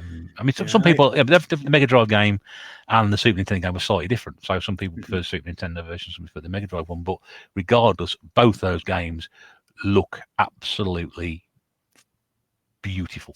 Yeah, Beautiful. that's Beautifully exactly what it is. It's a beautiful aesthetic game. It's just wonderful. Everything about it is perfect, and there's not many perfect games about there. But a lot of those Disney games were just like the films. They hit the nail on the head. They got it right. They probably had for like the films. They had like the multi-plane camera, all the best equipment, all the best artists, all the best you name it. It was probably the same when it came to the game development as well. I would say they put the best people on this game. We want it to look like the film. We want people to feel they're in the Lion King. We want them to control Simba. We want them to control Aladdin. We want them to feel immersed as if they're part of the film. And those games did that. Especially that Aladdin game. That Aladdin game was unbelievable. Unbelievable game. Mickey Mania was one I was thinking of as well. When you played that one, which was Mickey Mania was on the Super Nintendo, and it got released as Mickey's Wild Adventure on the PlayStation 1. And that was you're playing Mickey Mouse through the years. You start with Steamboat Willie, then you move on to something else. And brilliant! What a game! I remember that game. Yeah, that was a brilliant game. Jeez, that's just brought back so many memories of the Steamboat Willie level. I remember that. Oh, what a game! Yeah, I had that when it first came out, and I was like, this game was amazing. A friend of mine enthused about it for ages. Well, you got to borrow it. That was probably last time somebody lent me a game about 25 years ago. Have a go at this, and it was like, yeah, okay. And it's like, wow, this is really good. I'm going to get a copy of this. So it's Do you have a copy of that now, Bear? I have Mickey Mania on the Super Nintendo. I've got the PlayStation version as well. So I've got a couple of those knocking around. So. Brilliant! What a game to have, actually. Yeah. Oh, remember that now? It's amazing. The one I got me was the Moose Hunters level where you're actually running towards the camera. That's right. I think when it came out, this was probably before Crash Bandicoot did the same thing. Yeah, that's right. It was. Yeah, you're running away from a moose towards the camera. You got to jump. So yeah, again, but graphically, it was just as a cartoon. But I think the original, when we're talking about Castle Illusion, I think that was licensed to Sega from Disney, but Disney didn't actually work on it. I think it was somebody else, and then the games after that, I think, with the Disney. Licenses, but I know there's. I'm not a historian here. I just these things I pick up over the and hear the story. So I may be wrong. Somebody will correct me. I dare say, in one way or another. But yeah, I love the choice of game there. Yeah, and that being said, it was a lovely game to look at. It really was. It still had the Disney feel about it, and it was still felt like there was a lot of effort and stuff put into that game. And game I loved that game. Absolutely brilliant. Yeah, it's a great choice as well. It really is. I'm surprised I haven't brought that one up already, but there we go. Right then, one more game then from your treasure chest, and then we'll jump back to game history. So we're going to go back to the horror genre on this one. Yep, this is I suppose it's modern in terms of the selections. It's Dead Space, the original one for the Xbox. I think it came out for the PlayStation as well, but I had it on the Xbox 2008. And this was another game that I found that you had to. It was very much like it was a bit like Doom 3. It was a bit like that. And this was another game that required a change of underwear when you were playing it. This was such an atmospheric game. This was like being an Alien or something. This was like a sci-fi horror. I don't know if you've probably played this game, Bear, anyway, but it's like I must be honest. I don't think I've played the original one. I have played Dead Space Extraction on the on the Wii, which is more of an on the rail shooter type thing. Yeah, that's it. But with this one, this is very atmospheric. You're an engineer, and your ship's been taken over by these weird devilish demon things, and it's so obscure. The game is just completely obscure, but it's such a scary game, and it was one of those games that it took me a while to get into. It's not a game that I didn't want to play. It was like I was going through a phase of I was buying games, but I wasn't playing them. They're staying in the wrapping for ages. Do you know what I mean? Welcome to my world. Yeah, welcome to my world. And it's like, oh, what are you buying them games for? Like friends and girlfriends, but like, why'd you buy them? You're not even playing them. It's a waste of money. Blah blah. But my parents be like coming up to the bedroom or whatever, and I'd be, if I was away at work or something, they were tying up the room, and they're, why are you buying more bloody games and they're not even out of the wrapper? What do you do? So I ended up, I put it on one night and one day, and I was like, I was hooked. But it was so gory, and it was so grotesque, and it was something like, you wouldn't be mistaken. I think Clive Barker had a game called Jericho. It wasn't. It Yes, he wasn't did. far off something like that. That kind of that. I can't remember which came first, but it was something. It was something like that type of style. That kind of cinematic, sci-fi horror, and it was like the storyline was good, but I couldn't really tell you much about the storyline because it was just so enthralled with killing these monsters and upgrading weapons and running away from things and being jump scared left, right, and center. And I remember I kind of had that experience whenever Doom 3 came out for the original, for the Xbox OG, I think some people call it these days. And whenever I worked in Virgin, that game had come out, and I was like, I can't believe this is amazing. And that was mind blowing as well, because it's very different to the Doom that we played on the PC. Because Doom was one of them games that was built into one of the PCs at our school. We had two games built into the PC. One was Doom, and the other one was Manchester United in Europe. I don't know if you've heard that game before. Manchester United in Europe? Is that what the old side-on scrolling football game? Yeah, that was it. That was really? The two games we had on our computer at school. That was those two games, and I think Minesweep might have been there as well. But that's a bizarre game to have built. I can understand Doom being built in, but Manchester United in Europe, Manchester United in Europe was the other game. And, what a bad game, that, actually. It was actually quite good. The graphics were actually all right. I remember that Manchester United had like a blue away kit, and they actually had it nailed.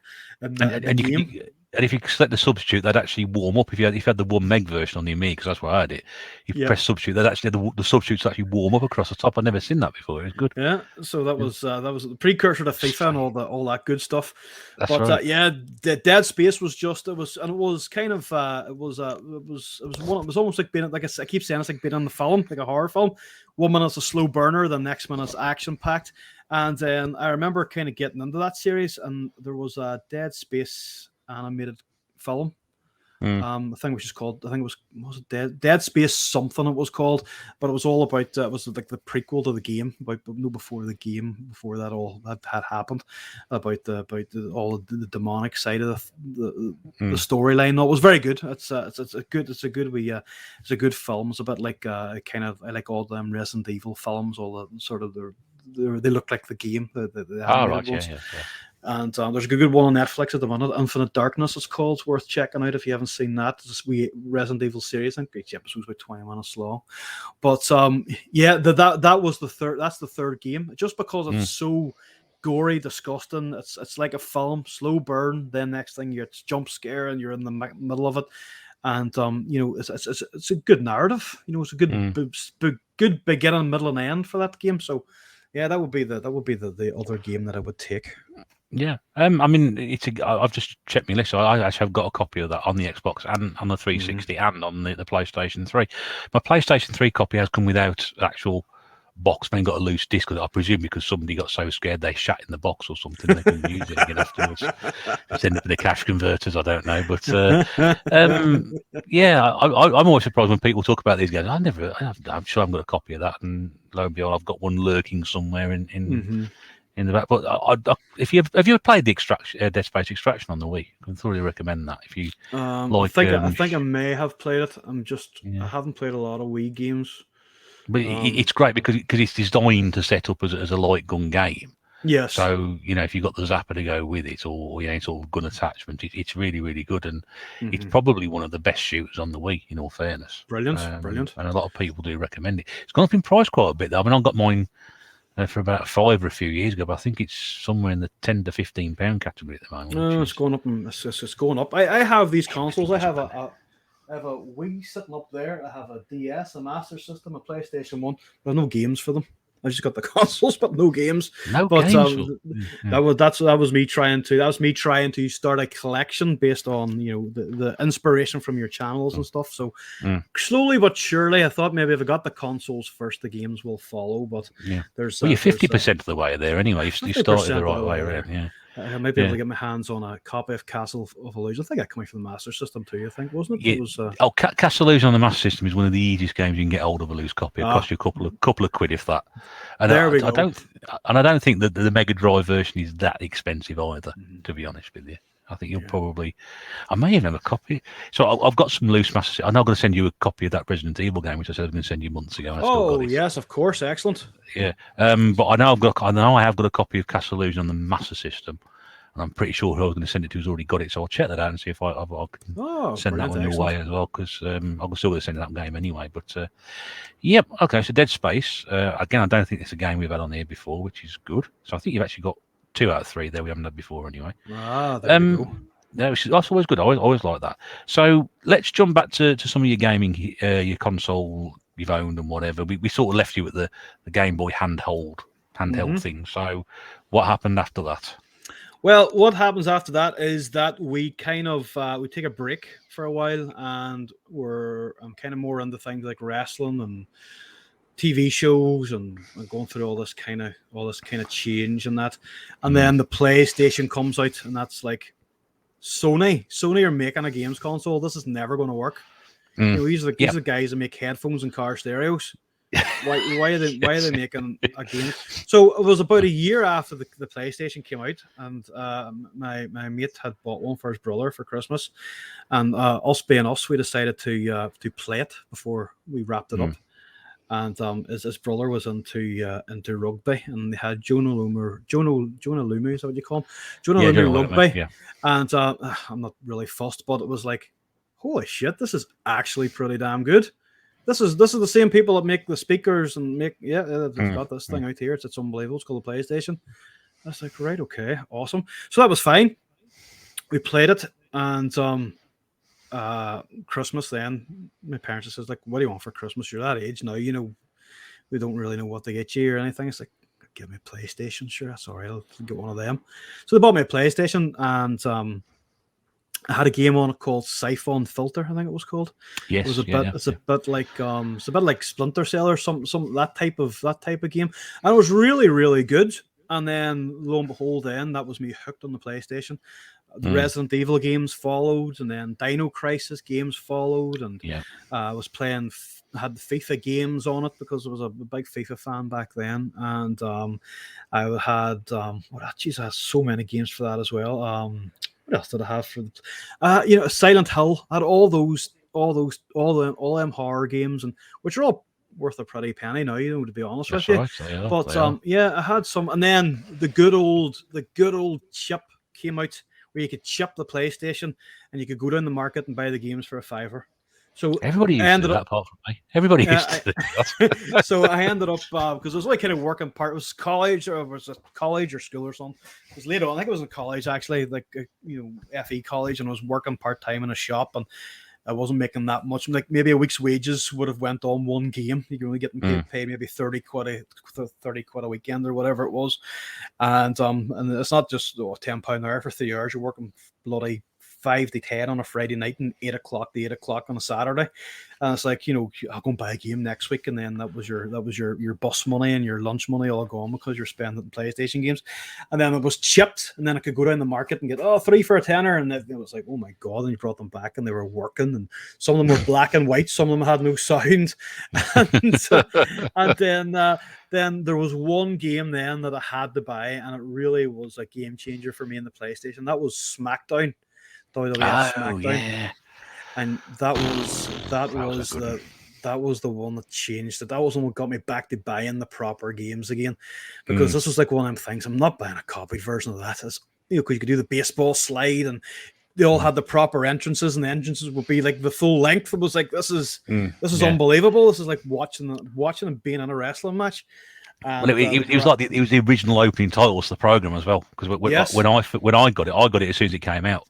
Yes. And as I've said before, I actually ended up trading. I traded in my Mega Drive and X number of games for 50 quid to buy SmackDown and Spice World. Okay, forget Spice World. That's a completely different conversation. But SmackDown, I thought, because I'd already played Warzone anyway. And I know a lot of people don't like Warzone. It's not aged particularly well. It's a pretty basic game. But as soon as I got SmackDown and put it in, it started up, and you got the opening titles, like, oh wow, this is like the real thing. Yeah. And the proper entrances. Mind blown. It was completely different level.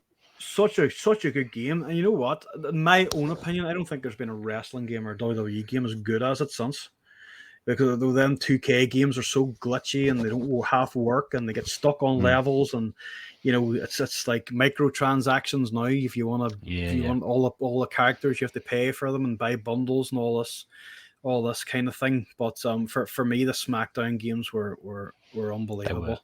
There's nothing. I don't think any wrestling game series has probably beaten that. No, they're all from the PlayStation 1. I think there were 2 games on the PlayStation 1, and then about 3 or 4 on the PlayStation 2.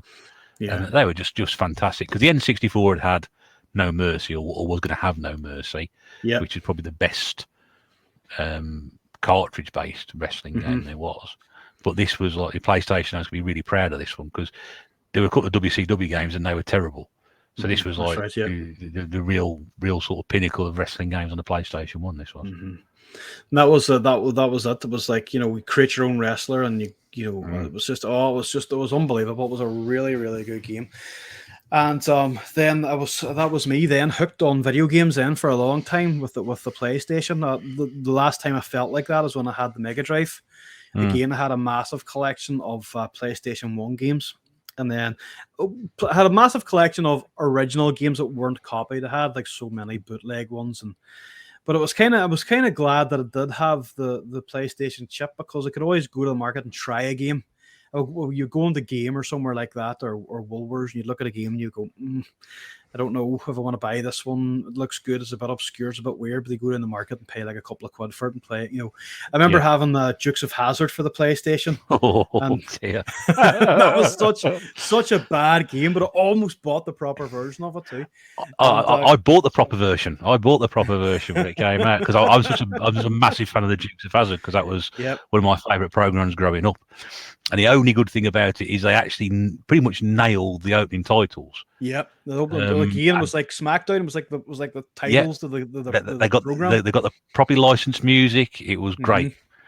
The rest of the game was rubbish. It was bad. Bad game. It was worth it just for the opening titles. Well, I thought the cutscenes and all were very good. It was like the narrative and the storytelling was good when you got to the cutscenes and that, but the actual gameplay was just not there, was it? Wasn't there at all. So that was sort of the saving grace of having like the bootleg versions. But in terms of like, all the original games I had, the classics, Metal Gear Solid, Resident Evil, Dino Crisis. I had. What else did I have? I had a load of other games too. Rayman, Crash Bandicoot, all that kind of stuff. And again, like I said before, the last time I kind of felt like that about games when I had the Mega Drive, because I had a big collection of Mega Drive games that were swapped out, never returned. Games that were given away with a console.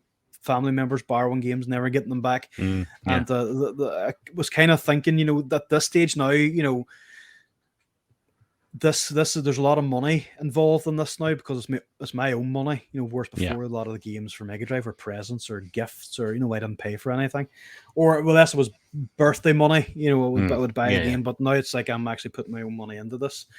So then after the PlayStation, then came the Xbox.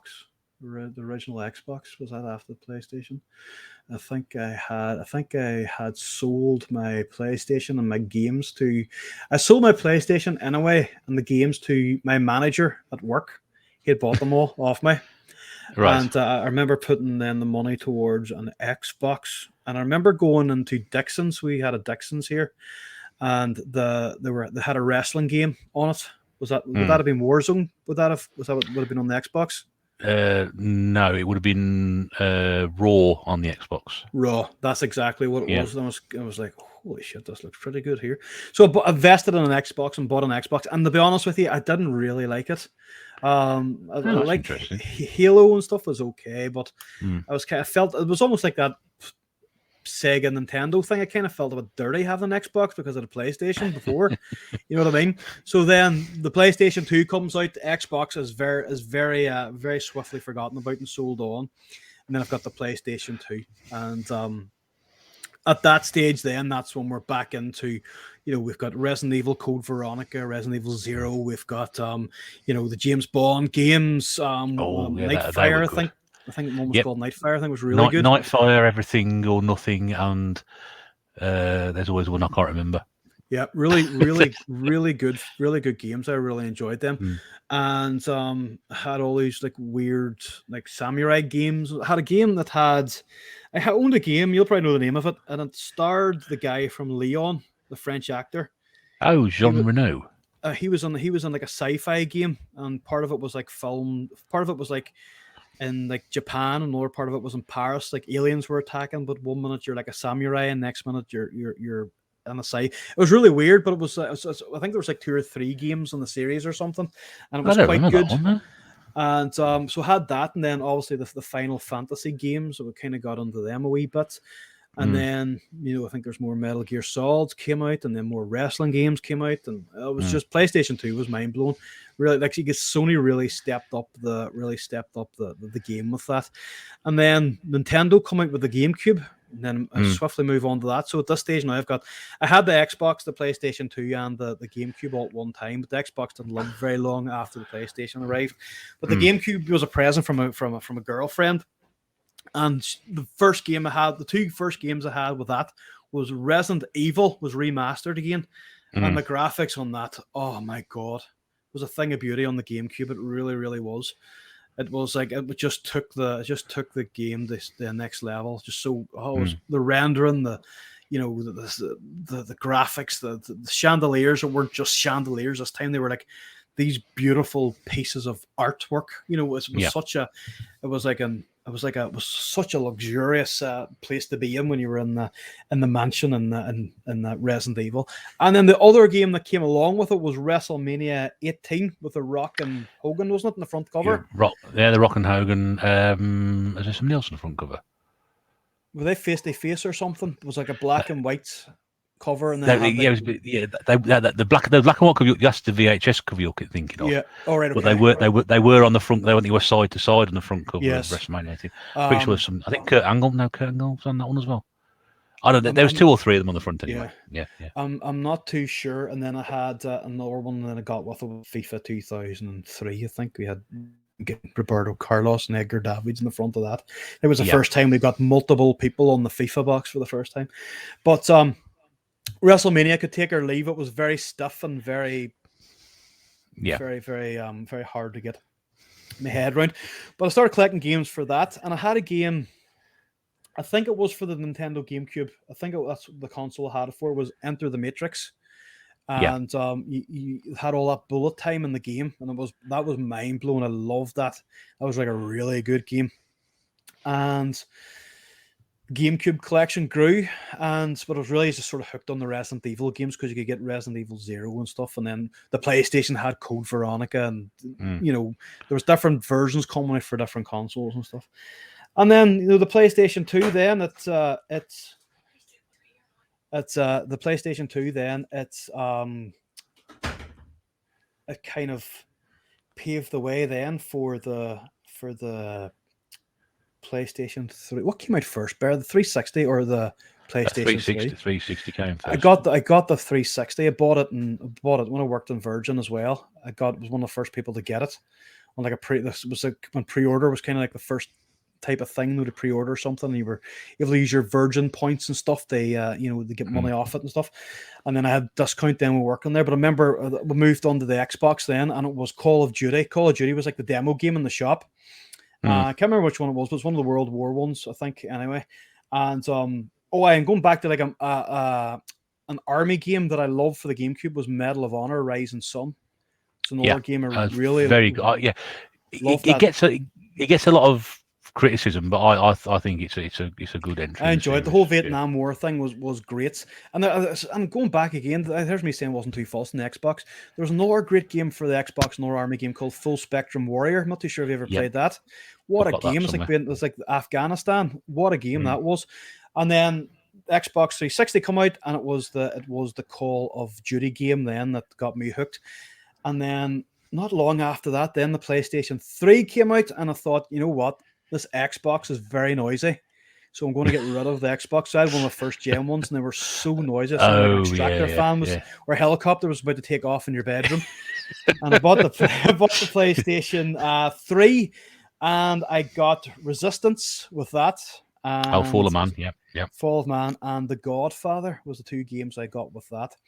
Oh, The And Godfather. I don't played on the PlayStation 3. that was decent. That was a good game. And then I started collecting games. I was collecting games almost for the sake of it, for no real apparent reason. But then just not long after the PlayStation 3 came out, Xbox brought out Gears of War. Mm. And I was like, shit, I need to get my Xbox back for this. So I bought an Xbox 360 just for Gears of War.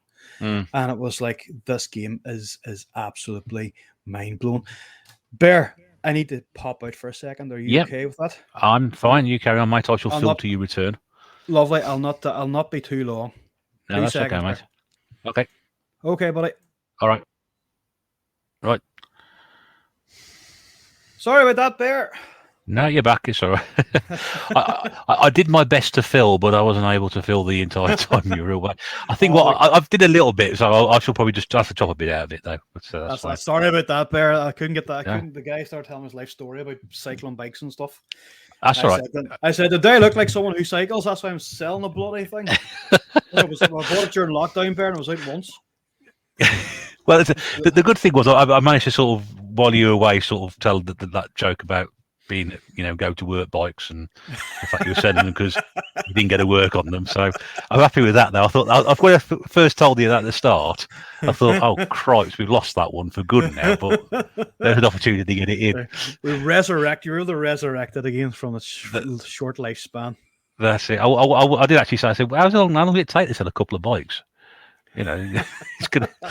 I've agreed to buy the bikes. I've told it to get them. How long does it take? Was he paying him in pound coins or something? No, it's just the folk around this neck of the woods. They would invite you in for a cup of tea or expect a cup of tea and a conversation with their transactions. So they're they're country folk. They like to chat, Bear. Yeah, that's okay. That's okay, mate. Right, where were we then? I can't remember. We were talking about the 360. The 360 that the Gears of War had come out for 360. Yep. Okay, I'll carry on from then. That's fine. Yeah. Okay. So the Gears of War coming for 360, and that was a reason for me to bring that console back into my life, because this game was mind blowing as well. I use that term loosely, and I use it frequently, but I couldn't believe it. It was almost a little bit like Full Spectrum Warrior in terms of when the camera moved with the character. It was almost like it was like being in live action war, and the camera was kind of bouncy and shaky. And whenever something exploded, you would get a bit of dirt and debris on the camera, and you're immersed in it as well. And I had all these guys that were all hard as nails and the big suits on and big machine guns with chainsaws and stuff like that. And I think basically, I think that Resistance may have been like PlayStation's version of that. Maybe, I'm not too sure. It was kind of similar World War, but aliens and.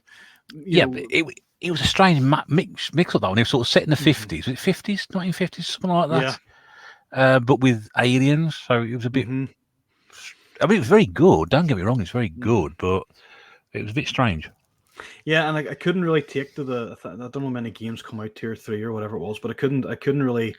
Resistance for me was one of those games that would have been fine with just one game. It didn't need a sequel. And I think it's like everything else. If it does well, let's churn out another one. But for me, that's only personally speaking. I didn't enjoy the other games, because we had like the Irish version of Blockbuster was called Extravision here.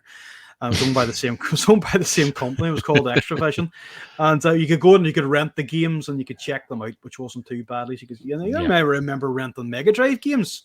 So I do remember renting Cliffhanger with Sylvester Stallone, and I remember renting... Taking it back an hour later? Yeah, taking it back an hour later, and renting Theme Park and, all that kind of good stuff. But, so I bought the PlayStation, and then I brought back the Xbox, so I had the two consoles.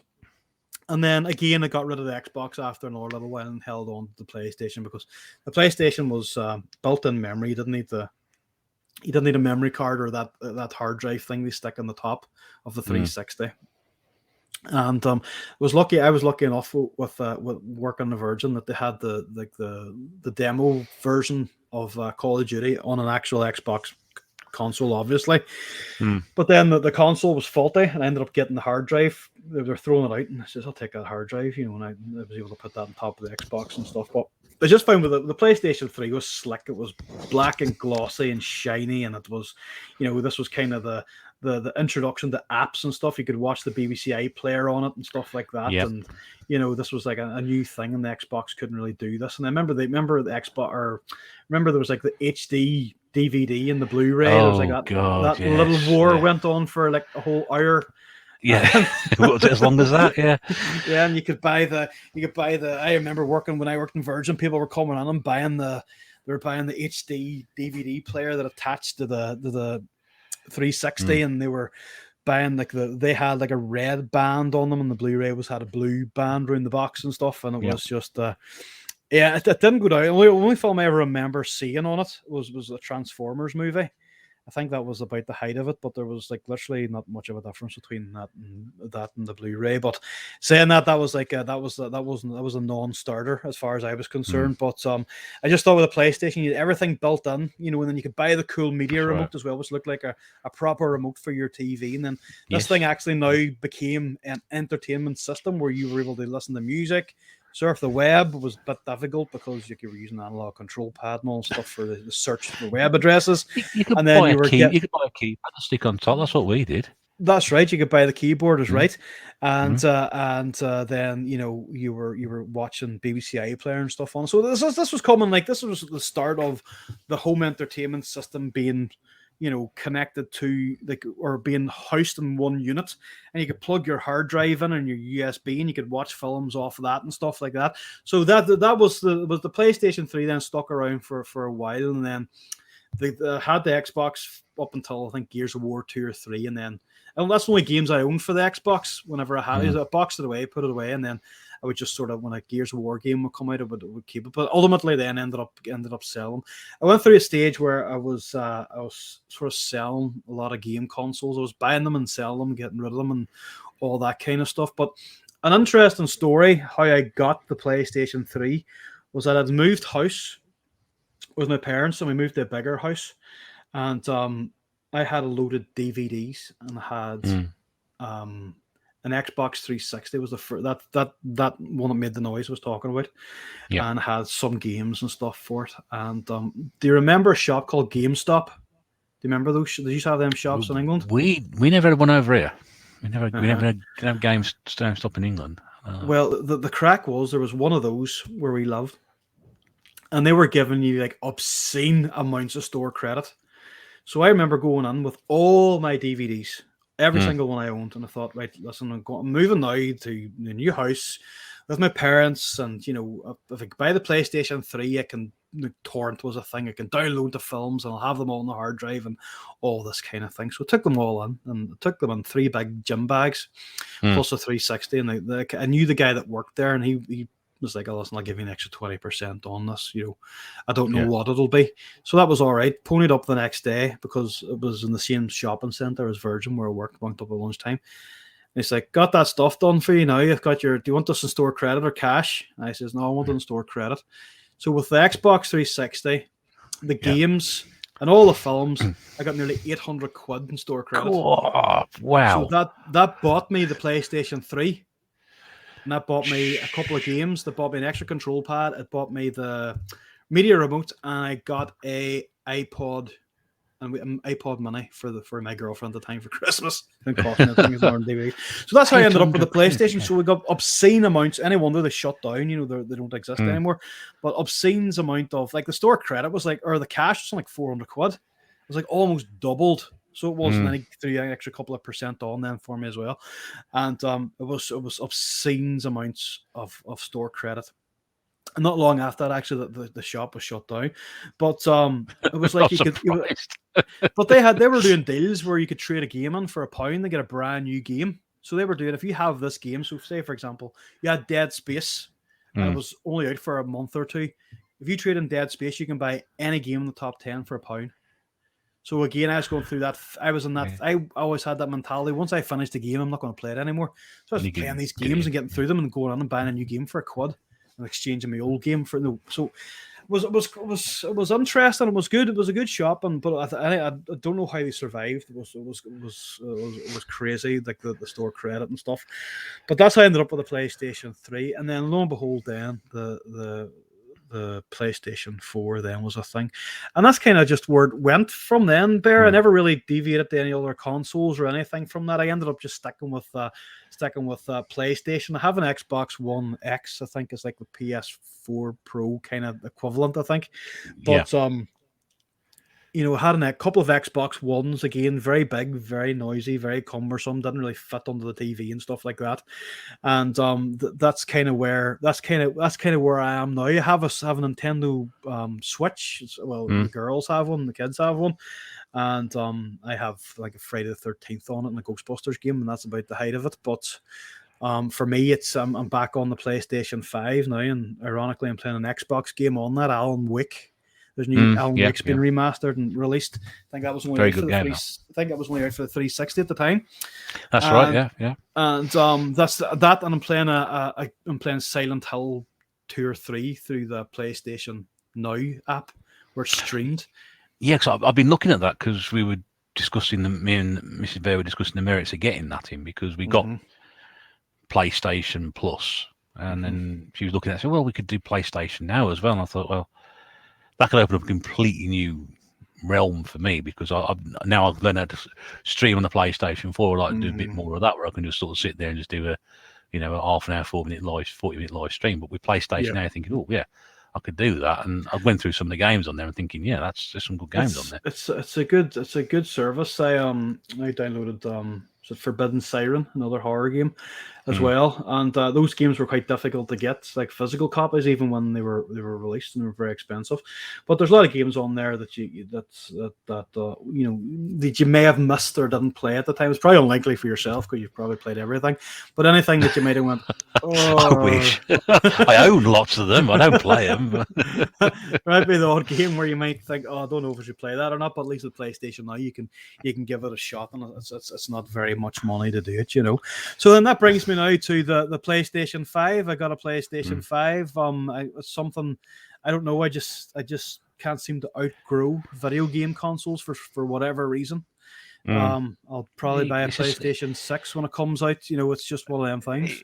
It's a slippery slope. Once you get into the habit of doing it, you do. I mean, my latest console is a Switch, and then one is PlayStation 4, and I think before that's PlayStation 3. I mean, you go back to PlayStation. I mean, that's why PlayStation 3 became the entertainment center. It streamed everything. Yes. You ran literally everything through that. So we were streaming films through it, and Blu-rays, and that was a kid. The whole thing that you said about getting stuff built into it. A Blu-ray player at the time was probably a couple £100. Yep. This is it.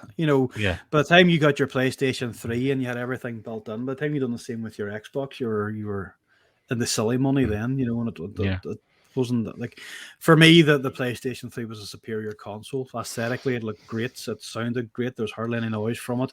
I never experienced any issues with it. I experienced the red ring of death with the Xbox, but I never experienced anything with the Sony that made me go, this is bad. I mean, ours did, but I mean, we did hammer it. Let's be honest with you. He did get an awful lot of use, and he did get repaired once. But once he went a second time, that was it. And that was the end. But we got a slim one after that because it was so good. We just thought, like, we'll just buy a slim one and use that. It's not quite as nice, but it still does the same thing. So. Yeah, that's it. Yeah. But yeah, no, I mean, I like the PlayStation console. I like the 360. I got a lot of time for it. I think it's. I mean, you said the first one you saw was Call of Duty. Been playing the 360. The game I actually saw the 360 on was King Kong. What a game! King Kong, and Call of Duty. I think were two of the first games that come out for it. Yeah, and that was the two games that were switched on the console. We would get Call of Duty, and then you would King Kong. I actually owned King Kong. King Kong I actually had. Just that takes me back now, and it actually wasn't a bad game. I actually quite enjoyed it. Yeah, it's not a bad game. It's not world beating, but it's for me. I sort of you see things the first time. I was like, wow, that looks really good. Yeah, I think that's what was drawing me to buy it. Was like this, and then I had one of the Fight Night games as well come out, and that was another thing that blew my mind as well because of the graphics and how real it looked. And it was like things now you're getting to see the sweat run down the man's brow, or the sweat's coming off his head when he's throwing a punch in the box, and the sounds and all. It sounded legit, and this is kind of now for me personally. This is the step now where the games are becoming real. Yeah.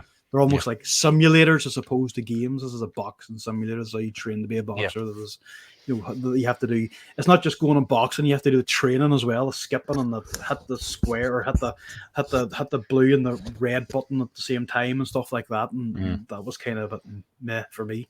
It was kind of like I don't really want to train. I just want to go on and box and beat people up. Yeah. That's what you buy in the first place, isn't it? Yeah. Okay, right. So that's your sort of console history all the way through, which is great. Let's go back to your box of games then. Yes, your treasure chest of games. Game number 4 on your list. Are we going all the way back? Game all the way number back 4. to the start.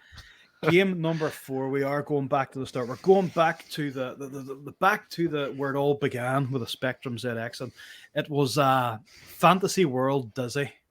I had loads of these Dizzy games, Dizzy Egg, whatever he was called, but it was Fantasy World Dizzy. I remember the artwork used to be like, it was like this egg was like Indiana Jones, and he was like, he was the artwork was brilliant. It was almost like it was like artwork from an album, an old vinyl album. They put that much effort and detail into making the box look really good. And it was just a simple game. Dizzy's walking through the forest and his girlfriend Daisy gets kidnapped by a goblin or a troll or something, and you just have to go and find coins and get her back. And it was just such a good game.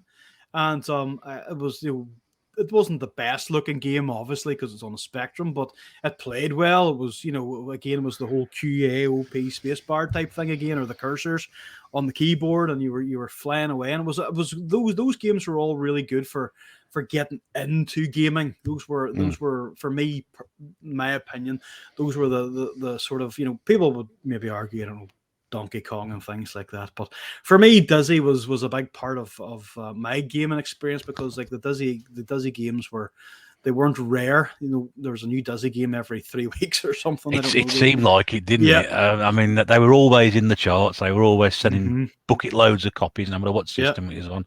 And yeah, I mean, I'm not sure which number in the series this was, but I think it might have been 3 or 4. I think. I mean, there was the original game. There was Treasure Island Dizzy. There was Crystal Kingdom Dizzy, which I think was later than this one. I think it was Fantasy World Quick Dizzy. Snacks or something as well, wasn't there? Yeah, there were the variation. Quick Snacks. There was Fast Food. There was Dizzy Down the Rapids. Right. There was Bubble Dizzy. Yeah, Bubble Dizzy as well. Yeah. Yeah, I mean, there's probably at least 8 to 10 games I would have thought in the series. So I think it's one of the later ones. Yeah. Oh, Magic Land Dizzy as well. Magic Land Dizzy as well. I just think if you stick Dizzy in the title, it's you've got a winner there. But I feel sorry for people who made Spin Dizzy, and then somebody else went and bought the game. I thought, there's no eggs in this. What's going on here? That's an old game, Spin Dizzy. Never heard of that one. But that's like there's not much more to say about it. It's just so nostalgic. It takes me back again to the Saracen tank of a Spectrum that could withstand any kind of beating. You were never going to get a red ring of death or anything wrong with the Spectrum. The Spectrum could go through a nuclear war and still come out the other end of it, and still load up the tape. And for me, Dizzy was one of those ones that was always, you might have had Batman and stuff sitting there, yes, but Dizzy was always like or whatever game it was, whatever Dizzy game it was always a go-to game. If you're not looking for anything that's going to fry your head, or you're looking for a bit of fun, you've got the see-through egg. It wasn't even a proper, it wasn't even a full coloured egg. It was see-through. I think he was filled. Yeah, I think he was filled in on the Commodore 64. But I think in the Spectrum he was black. He had a white outline, I think, and he had 2 little white eyes. And the great thing about them, because I think apart from the last couple they released, because the games they spent a bit more time on towards the end and they were bigger. But most of the Dizzy games were budget games. So we're talking, a couple of quid each. And, so there were loads of them around, but they always sold really, really well. And it was just a character. There are very few characters to have such a long-running series at that time. I think probably before that there was the Monty Mole games, which was sort of That's right. You again want to know. insanely difficult platformers, Yeah. which I think spawned about 3 or 4 games.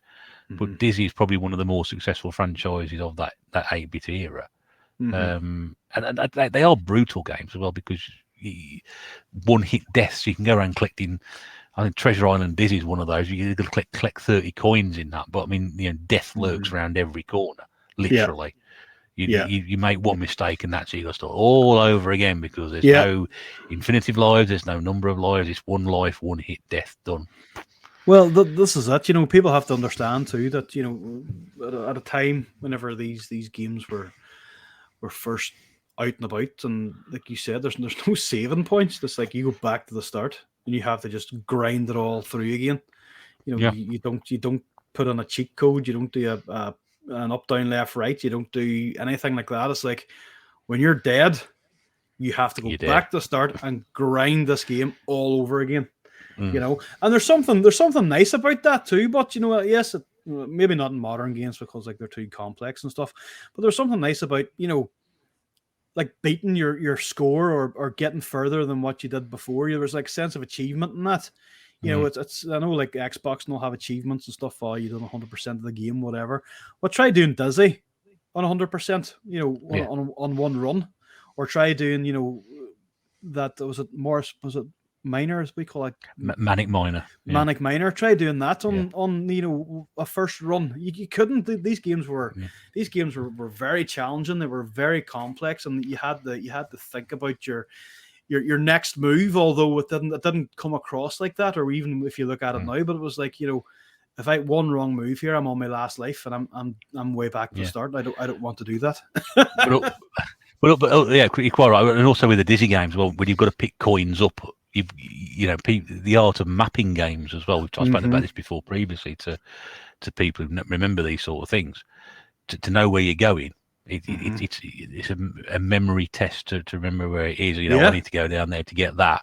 And of course, with Dizzy, you've only got a limited number of items you can carry, so you have to go and find this to drop that there to enable that to open and go down there to pick that up, then to take that over to there. Pick and go to there to pick that up to go, and that's you have to work it all out. There's no sort of sit down and playing it through in 5 minutes. Bollocks that happens with a lot of stuff.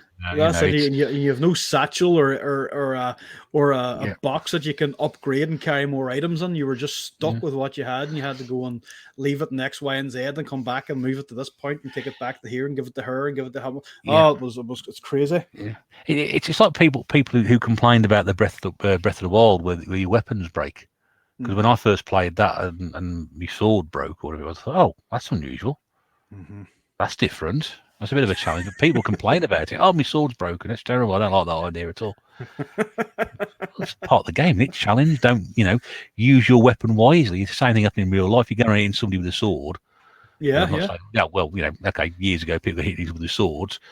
But they'd break, wouldn't they? It's not an invincible sword. It's not going to go on forever. This is it. Yeah. You're not using. You're not. The road sweeper's not using the same broom after 20 years. He may be using the same handle, but he's changed the head 20 times. It's like, oh dear me. Anyway, there we go. Young people, they won't understand what we're talking about because until you play these games and remember them, we have fond memories of them. I can see why people nowadays look at them and go, God.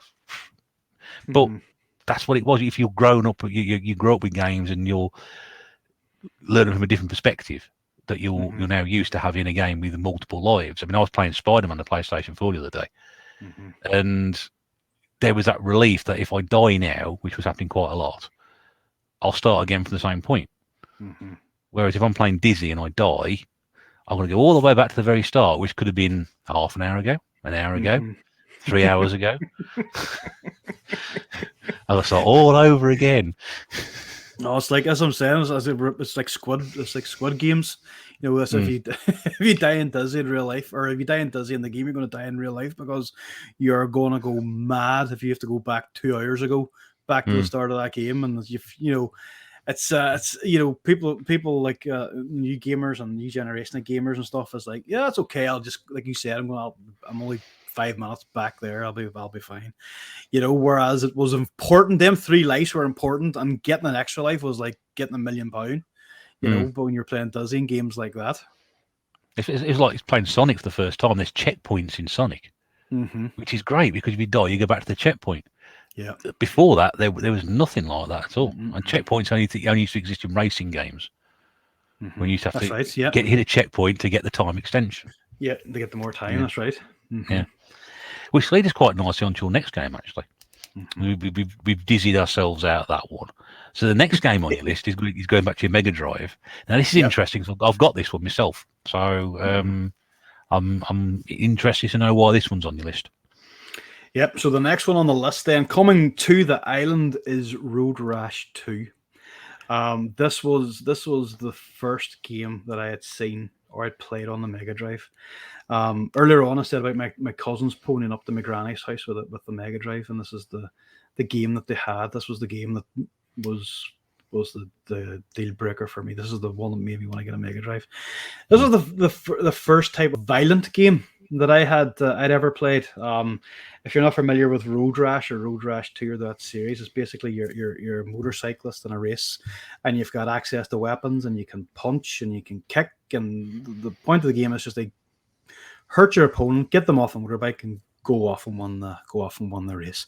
And it was that's a simple premise. That's all it really was. And then if you played the one player, you went like in the career mode type thing, then you could upgrade your bike, and you could go to. I always remember Montana was one of the levels. It was full of trees and stuff. And if you come off the bike, if you came off the bike or you fell off the bike, the computer would automatically make you run back.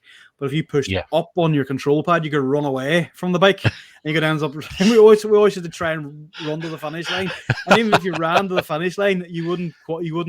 The game wouldn't recognize that as complete. It would make you run the whole way back to the motorbike, and you get back on, and you'd hit the finish line then eventually.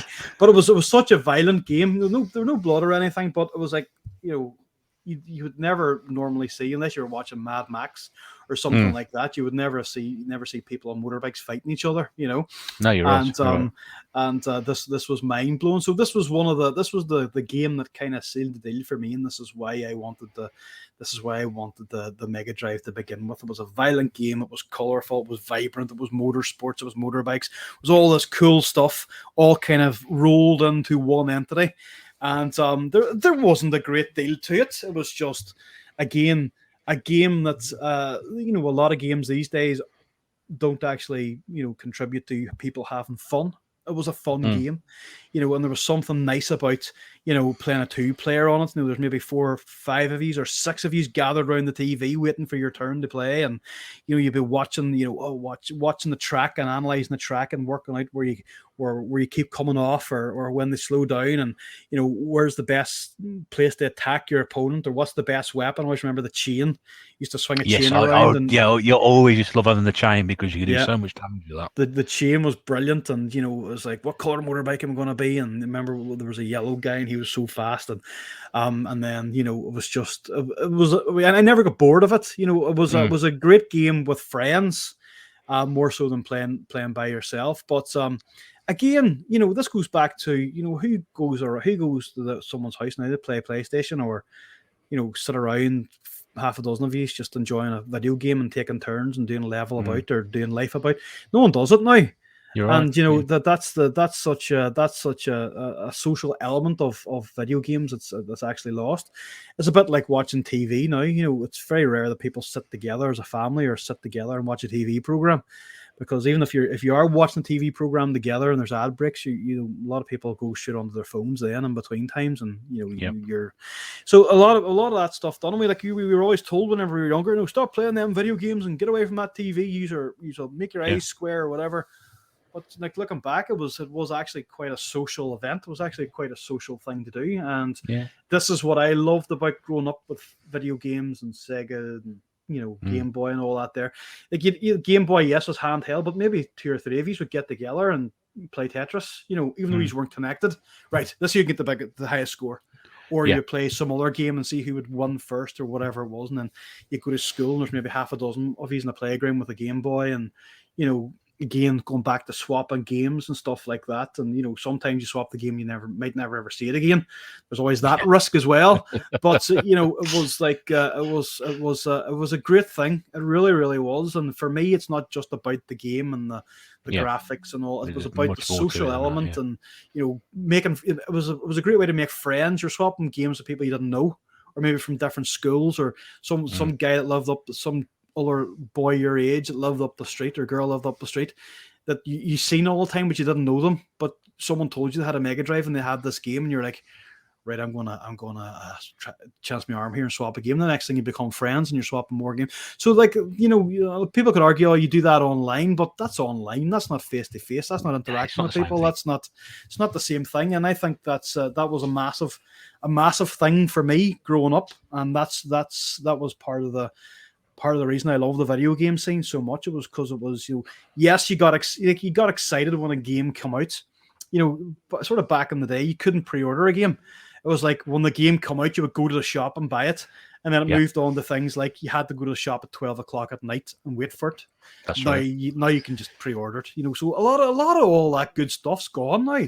It's just so handy, and so it's almost too easy. A lot of the anticipation of a new game, coming out, and like you said, like if you went to Woolworths or somewhere like that, and you were like, oh my god, I hope it's not sold out, and you really wanted to get this game, or you had to wait till after school to go and get it, or it was your birthday and you knew Mortal Kombat was waiting for you, and you were so excited about it. Whereas now kids can just go, I want that game on the PlayStation Store, and within 5 minutes they have it downloaded and they're playing it. Yeah, it's a completely different thing altogether, isn't it? So yeah, that's a really good point, and I think a lot of people listening to this will certainly agree with you on that aspect of it. And we all have fond memories of swapping games or going around each other's houses, or even after when you're a bit older, going to the pub and then piling around someone's house afterwards, and doing something like that. And it's been a while. It's been a while. I mean, I've always preferred playing. I always don't say preferred. I've always enjoyed playing games my own. Because generally when I was playing games in groups of people, I was playing games that I wasn't familiar with.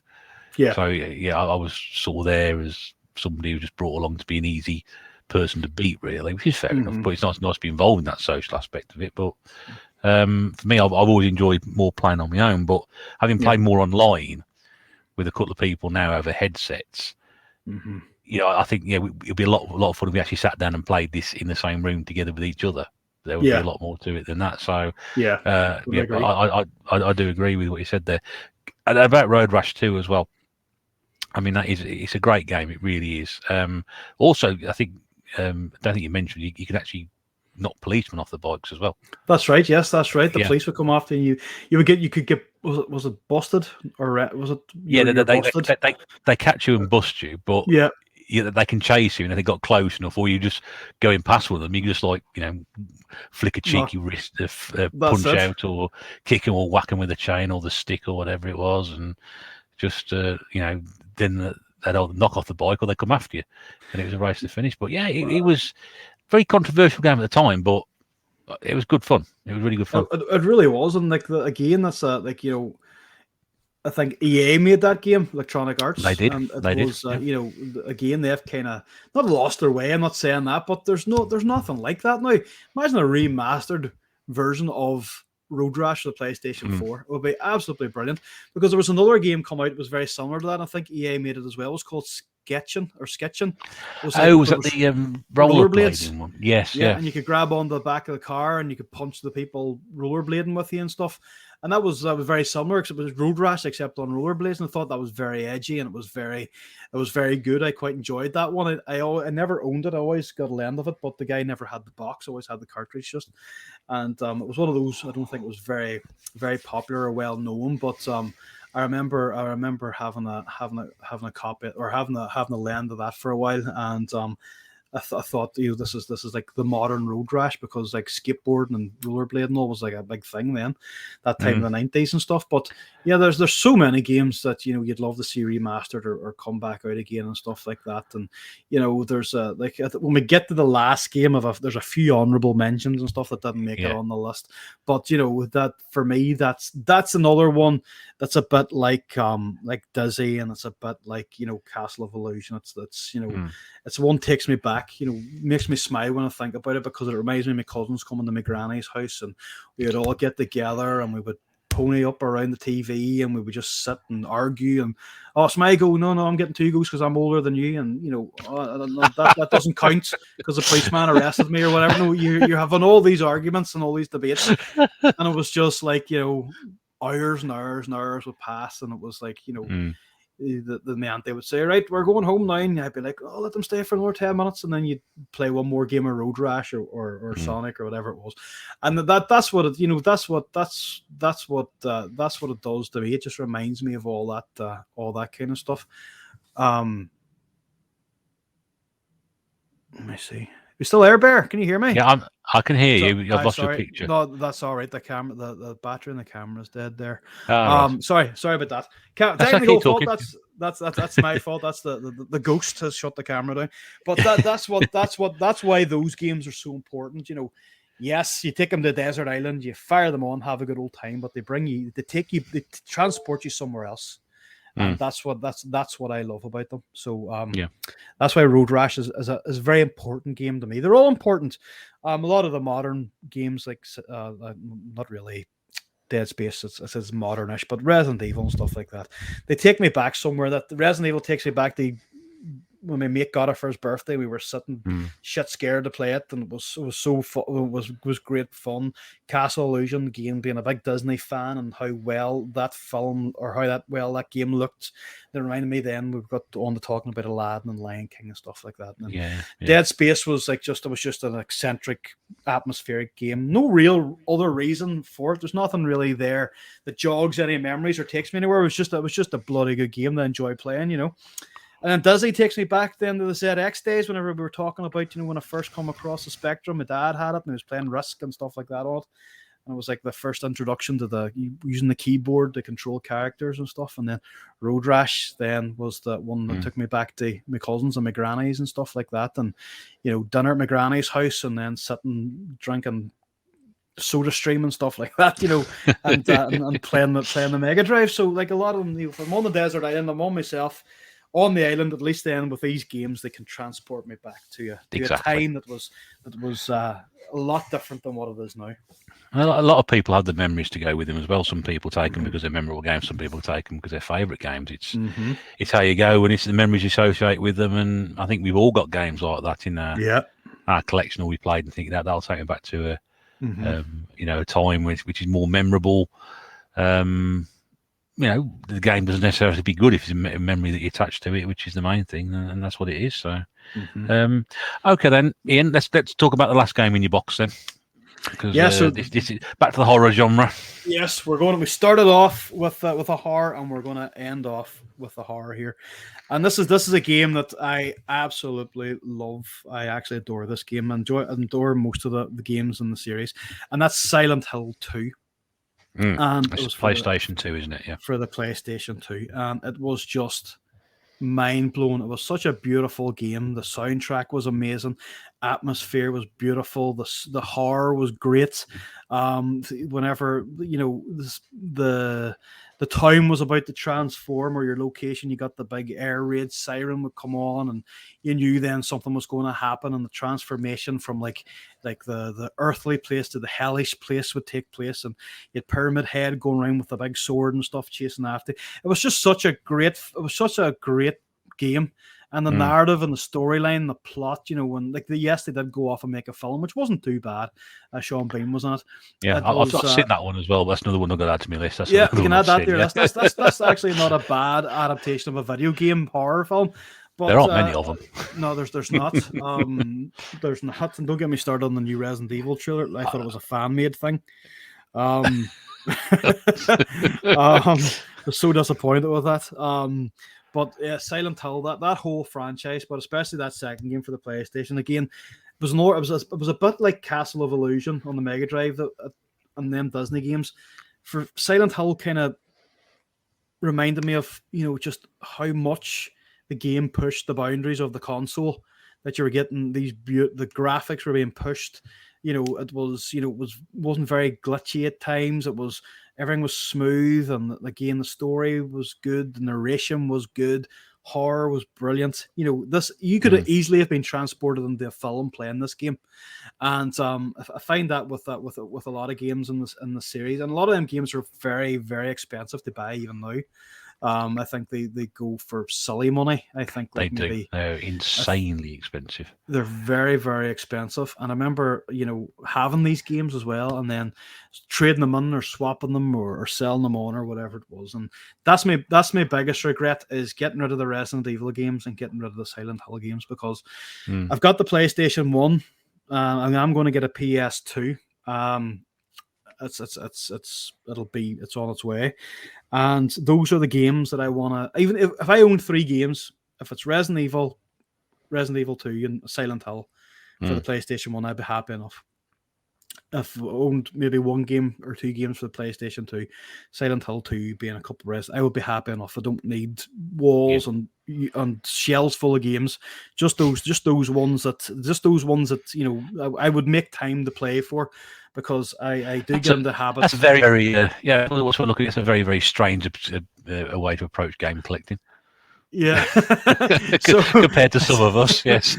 Yeah. So I would only invest in the games I think I would play and I would love to showcase. I think on my pretty small shelf behind me, which you can't see because the battery of the camera's dead. But you know, I think we just buy the games that I would play, because, like I said earlier on in the show, Bear, that it's a case of I have a habit of buying games and never playing them.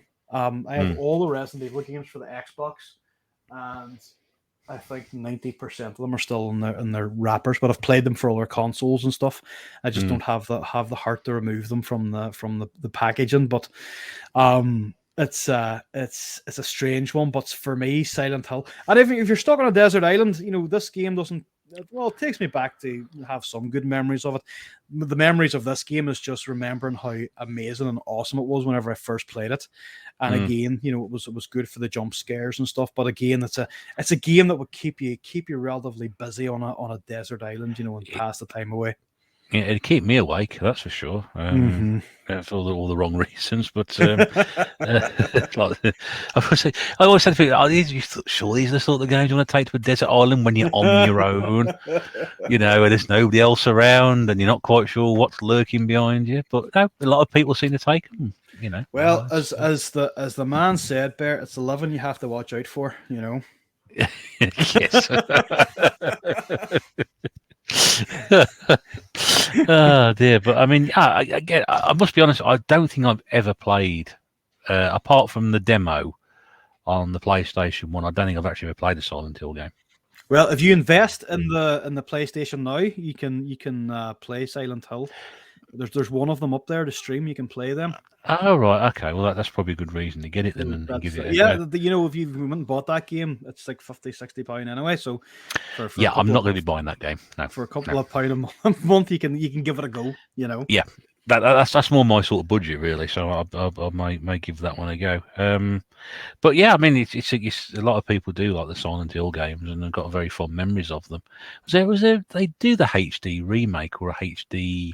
They did released a few years ago. I think for the PlayStation 3 and the Xbox 360, there was an HD collection. Then there was a game that come out as well called Silent Hill Downpour. Yes. That was quite a hard enough game to get your hands on. It's difficult to get your hands on it now, but even then, when it first come out, it was quite hard to get, because you know Asda and Tesco's and Sainsbury's and all them places would sell video games. Then the video games were kind of, you know, being sold and all. And I remember Asda always had the box, but it never had it in stock, and I could never get it anywhere else.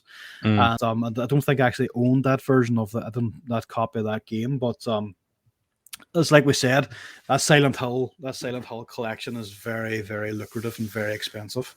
Yeah, the other one, there's one on the Wii as well called, I think it's Shattered Dimensions, I think. Shattered Dimensions is right there. Yeah. I haven't got. I think the box was a little girl on a swing or something. That's the one. Remember? Yeah. I haven't got that one. I think it was about 15-20 quid. I think, which again, it's still a fair price to pay for a game which is probably at least 10 years old, near enough. Yeah. Whatever it is, but again, a lot of people do say it's quite good. So definitely worth pursuing that line of inquiry, I think. Okay, so we've done the 6 games out your chest, your box. Mm-hmm. Give us. We got 2 more to do. You did mention no honourable mentions. Were there any that you would have stuck in there had the situation been Yep. different? If the situation had been different, I could bring a few more. Twisted Metal for the PlayStation 1. Yeah. Love that game. Absolutely love the game. Another sort of flagship game that helped me decide to buy the console. My friend had it. Remember, we used to rent it out of a local video shop and play Twisted Metal all the time. Other things would have been Manhunt. Loved Manhunt for the PlayStation 2. Oh, Was it? that's a game which is quite expensive as well now. Uh-huh. Is it Manhunt or Manhunt? I think Manhunt 2. It's Yeah, about 40. It's about 40 quid or something I like think that. one of them was banned for a while. Mm. Peggy wouldn't give it a certificate, and wasn't. I don't think it was allowed in the UK. I don't think for a while, and then they done the same with a game called Bully as well. I think that was banned for a little while as well. Was the Yeah, same? I've got that one as well. Yeah, Rockstar, I think, made that. that's right. Another honorable mention, but the first GTA. I love that. The whole bird's eye view thing was really Oh good. yes, yeah. I GTA really on the loved. PlayStation 1. Yeah. Yeah, really loved that. And then probably Metal Gear Solid probably would get an honorable mention as well. Mm. Yeah, I remember playing that for the first time on the PlayStation 1. I was like, wow, this is again like next level stuff. That you think that it's sort of go you put. I thought, wow, I'm really pleased to be playing this on a PlayStation. Yeah, I'm glad I play games because it's the sort of game that I've been waiting years and years to play, which yeah. looks as good as this, sounds as good as this, and plays as good as this. But that's the thing, when you think back of all the games we've played and all the consoles we've owned and the computers and stuff, like we were lucky. We were really lucky to be in a time or an era that we had all that stuff for the first time. I know like maybe younger people or people of a certain age might go and start collecting that stuff now and play it for the first time. But we were there whenever it first came out. We got to play it, and we got to see the magazine articles. We got to see it in the newspaper. We got to see the ads on TV. Like I remember the hype around Mortal Kombat, as Norwin gets an honorable mention. The very first one, everybody in the street shouting, screaming Mortal Kombat, and there was blood, and there was this awesome soundtrack, and it was real people that were characters, and green screen, and it was like this was another thing that was innovative, and like that's all by the by now. Like people don't really care about that. It's like, who cares what it looks like, kind of thing. We've seen that before, but we were there when it first happened. Grand Theft Auto come out, and it was controversial. They were trying to ban it. They banned Manhunt. That was controversial as well. We were like, they're in the same with the films, Clockwork Orange and Child's Play and Exorcist. We were in a time period where all these films were taboo, and it was like wrong to go and watch them, but you wanted to see them. Whereas now it's not like that. It's like, yes, you can go buy Silent Hill for the PlayStation 1 for 55 quid from CX or somewhere like that. But there's nothing better than having that memory when you first seen it in mint condition, and you opened it up and you went through the manual, and if you bought it and you're traveling home on the bus or you're traveling home in the car, you would get the manual out and start reading it and getting a head start with these buttons. I can't believe it does this, and some manuals give you background information about the characters and the story and all this kind of stuff, and that was a good time. That was a good time to be alive, and that was a good time to be in the video game culture and in the scene. And then you had the video games wars then with Sega and Nintendo, and it was like, you Sega, you Nintendo, and I'm not swapping games with you, and all this kind of thing. And it's just not like that. Now I sound a bit like back in my day, but it's not. I don't mean to be like that, but it's just but you're only saying what a lot of people sit there, and a lot of people will be sitting there going, "Yep, you're absolutely right," and you are absolutely right. And a lot of that stuff now simply just does not go on. A lot of stuff you mentioned tonight is things that are applicable to that time in life and that era, which ain't going to happen now, no matter what you say. It's exactly what it is. You've put that stuff into a time capsule, and that's exactly where it is. And there'll be people years time we're talking about Fortnite, and they'll be talking about Pokemon Go and things like that, which a big part of the gaming spectrum, but respectfully for me and possibly yourself, it's stuff that just happens now. Yeah, we had our stuff. That was our stuff back then. This is the new thing now. That's why we don't understand it. That's why people now don't understand what we're talking about from back then. And that's I think that's part of the charm, and that's what I like about the Nintendo Switch. It's like, it's almost like a God, we'll probably get shot for saying this, but it's almost like a souped up, kind of console from our generation. That's that's side scrolling quests. There's nothing fancy, and there's nothing. The graphics are nice and beautiful, yes, but there's nothing there that's like going to blow your mind the same as what a PlayStation 5 might do. But that's part of the charm and part of the beauty of it, is that you could go on to your Switch and you can play a side-scrolling game, or you could play, I think Retro Chef done the new Mummy game, and it just looks like something that would have been on our computers at school.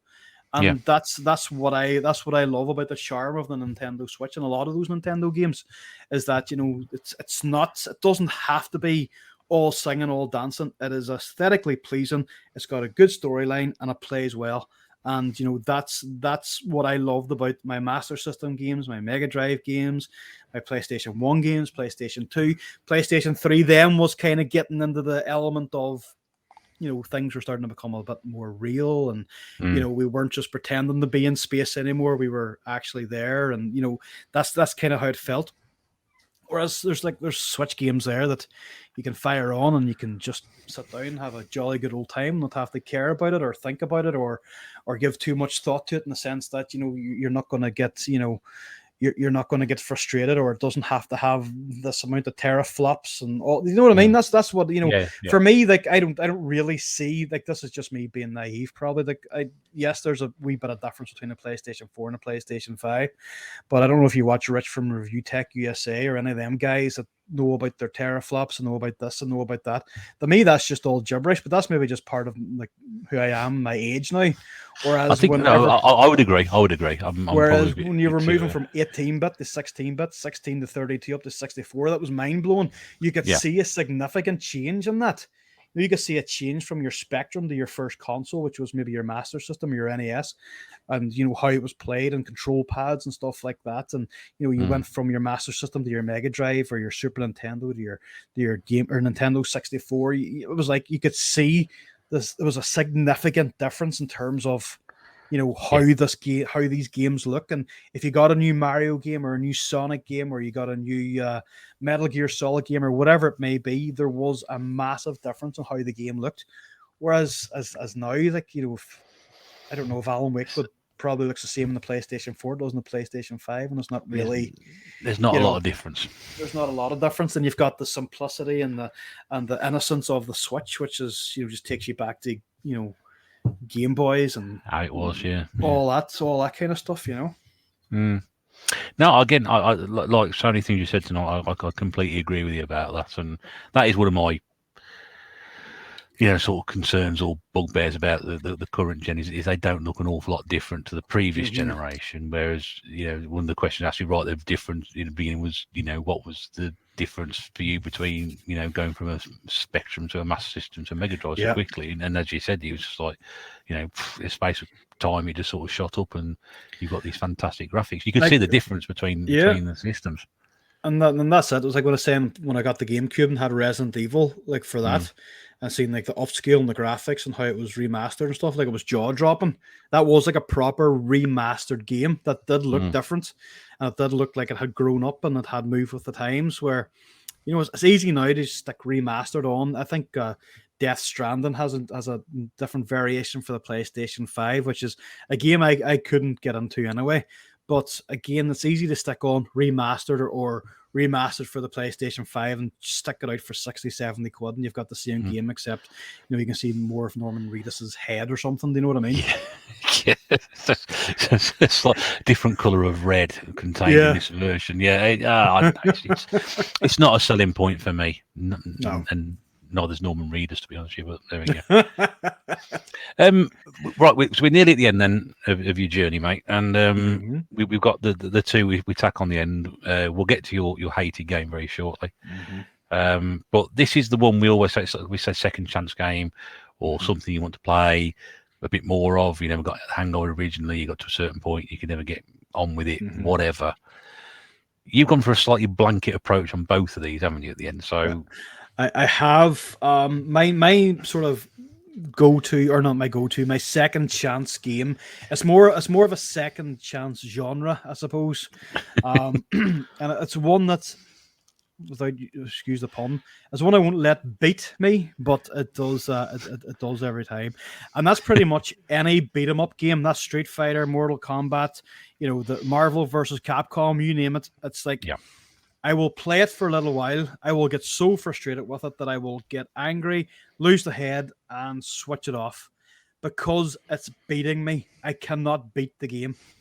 And whenever you start playing Street Fighter 2 for the first time on the Mega Drive or the Super Nintendo or whatever console it is, it's not just a case of pressing a button and you punch someone. You have to learn these codes. You have to learn this up, down, triangle, direction, just to make the guy fly across the screen and kick someone. So in order for me to achieve that, I would either, need 3 or 4 extra fingers or another hand, just to be able to do some of the moves. Or I would need to go and sit with Mr. Miyagi for 6 months and learn patience. And, and for me, those two things aren't going to happen. I'm not going to grow more fingers or a hand, and I'm not going to be able to sit with Mr. Miyagi. So it's like one of them things where I will start to play it, and I'll think that I'm good at it. And then it's like, whenever you're playing Street Fighter 2 or Mortal Kombat, and you get this certain round or a certain person, and the computer is not going to let me beat this person, but I'm going to beat them anyway. And you're maybe spending 4, 5, 6 hours trying to beat this one person. And it's like, the Mega Drive or the Nintendo or whatever sitting there laughing at you going, you're not going to get past them. This is to wind you up. And it's like, oh my God, it doesn't matter. You'll always win the first round. You'll get beaten the second round, and then you'll kind of almost do it in the third round, but guaranteed the computer will always beat you when you get to like the third level boss or near the end. And again, it's the same sort of thing. Then you might have, I think the end games only had a certain amount of continues, then you were way back to the start again, and it just used to wind me up. But it's like, I love to hate them because I always find myself going back and putting myself through that pressure and that pain and that aggravation and getting ready to fire the control pad across the room. It's just I shouldn't do it, but it's like one of those things that I might play more. I've got PlayStation Plus. I'll try Mortal Kombat, and within an hour, it's like, oh, I'm really good at this. Then I'll go online and play some child at 12 years of age, and he'll kick my ass, and then I'll be like effing and blinding up and down, effing and blinding, and thinking I was brilliant because I could do one move that shot a bullet out of my head or something, but he's doing like all these mad combos, and before you've even managed to completely press the X button down, that's fully down on the control pad, he's got you beat up every which way but Sunday, so. That's it's one of them things, and I think we said it. I was saying at the start before we came on the show that I would find myself going into like practice arenas and you cue the Rocky music, cue the montage music, and I'd be sort of pausing the screen to get right up, down, left, triangle. Oh yeah, I can do it. And then whenever you're fighting someone, then really you're looking at the control pad and you're almost like, whoa, wait a minute, would I do this? Yeah, and then you are literally describing how I feel about this, and I've said before I would probably do exactly the same thing with this. That I would take these games or this sort of genre with me. I've said before I played Mortal Kombat on the Mega Drive, and I can get to a certain point on it simply by just doing the basic moves, and I can't get any further because I need to learn how to do the more complicated moves. Yes. But I can't because, like you, I've got not enough fingers or toes to do it with. So I used to memorize moves in other games, and I would just use that one particular, like wrestling games to start with, just get used to them. I just use memorize one move. So I pick one character, one move. What can I do? Quick. Then I'd use that all the time. and it would sort me out. Yeah. It used to be like when you'd play against your mates and they would corner you into the end of the level where you can't move forward and you can't move back, and they would just punch you Yeah. until you were dead. That used to Mm. wind me up. And that still happens even now in video and fighting games. You get to the end of the level, you go left or right, and you can't go any further. And it's like they pin you in, and then that's it. You might as well just put the control pad down. But like as I was saying, like if I was playing against someone, I'd be saying, whoa, take 10 seconds there. Let me try this move first. Yeah. You know what I mean? But it doesn't work like that. You know, when you're sitting staring at the control pad and you look up and you're dead. You're like, oh, I used to know quite a few people like that as well. They do typically put you in the corner and that was it, you know. And no matter what you did, you know, I just couldn't get out of there, and that was it. So it's one of them things I love to hate. It's like, you know, it's like it's not a guilty pleasure because I don't get enjoyment out of it. It's like putting myself through the ringer just to prove a point, and it's a point that I'll never ever prove because I'm utterly useless and shit at all those video games that it's are a very 'em ups. masochistic way of looking at it. Yeah. And I know if I trained with Mr. Miyagi or whoever it is for now until eternity, I still won't be able to beat up the 12-year-old Filipino boy that plays Mortal Kombat for a living.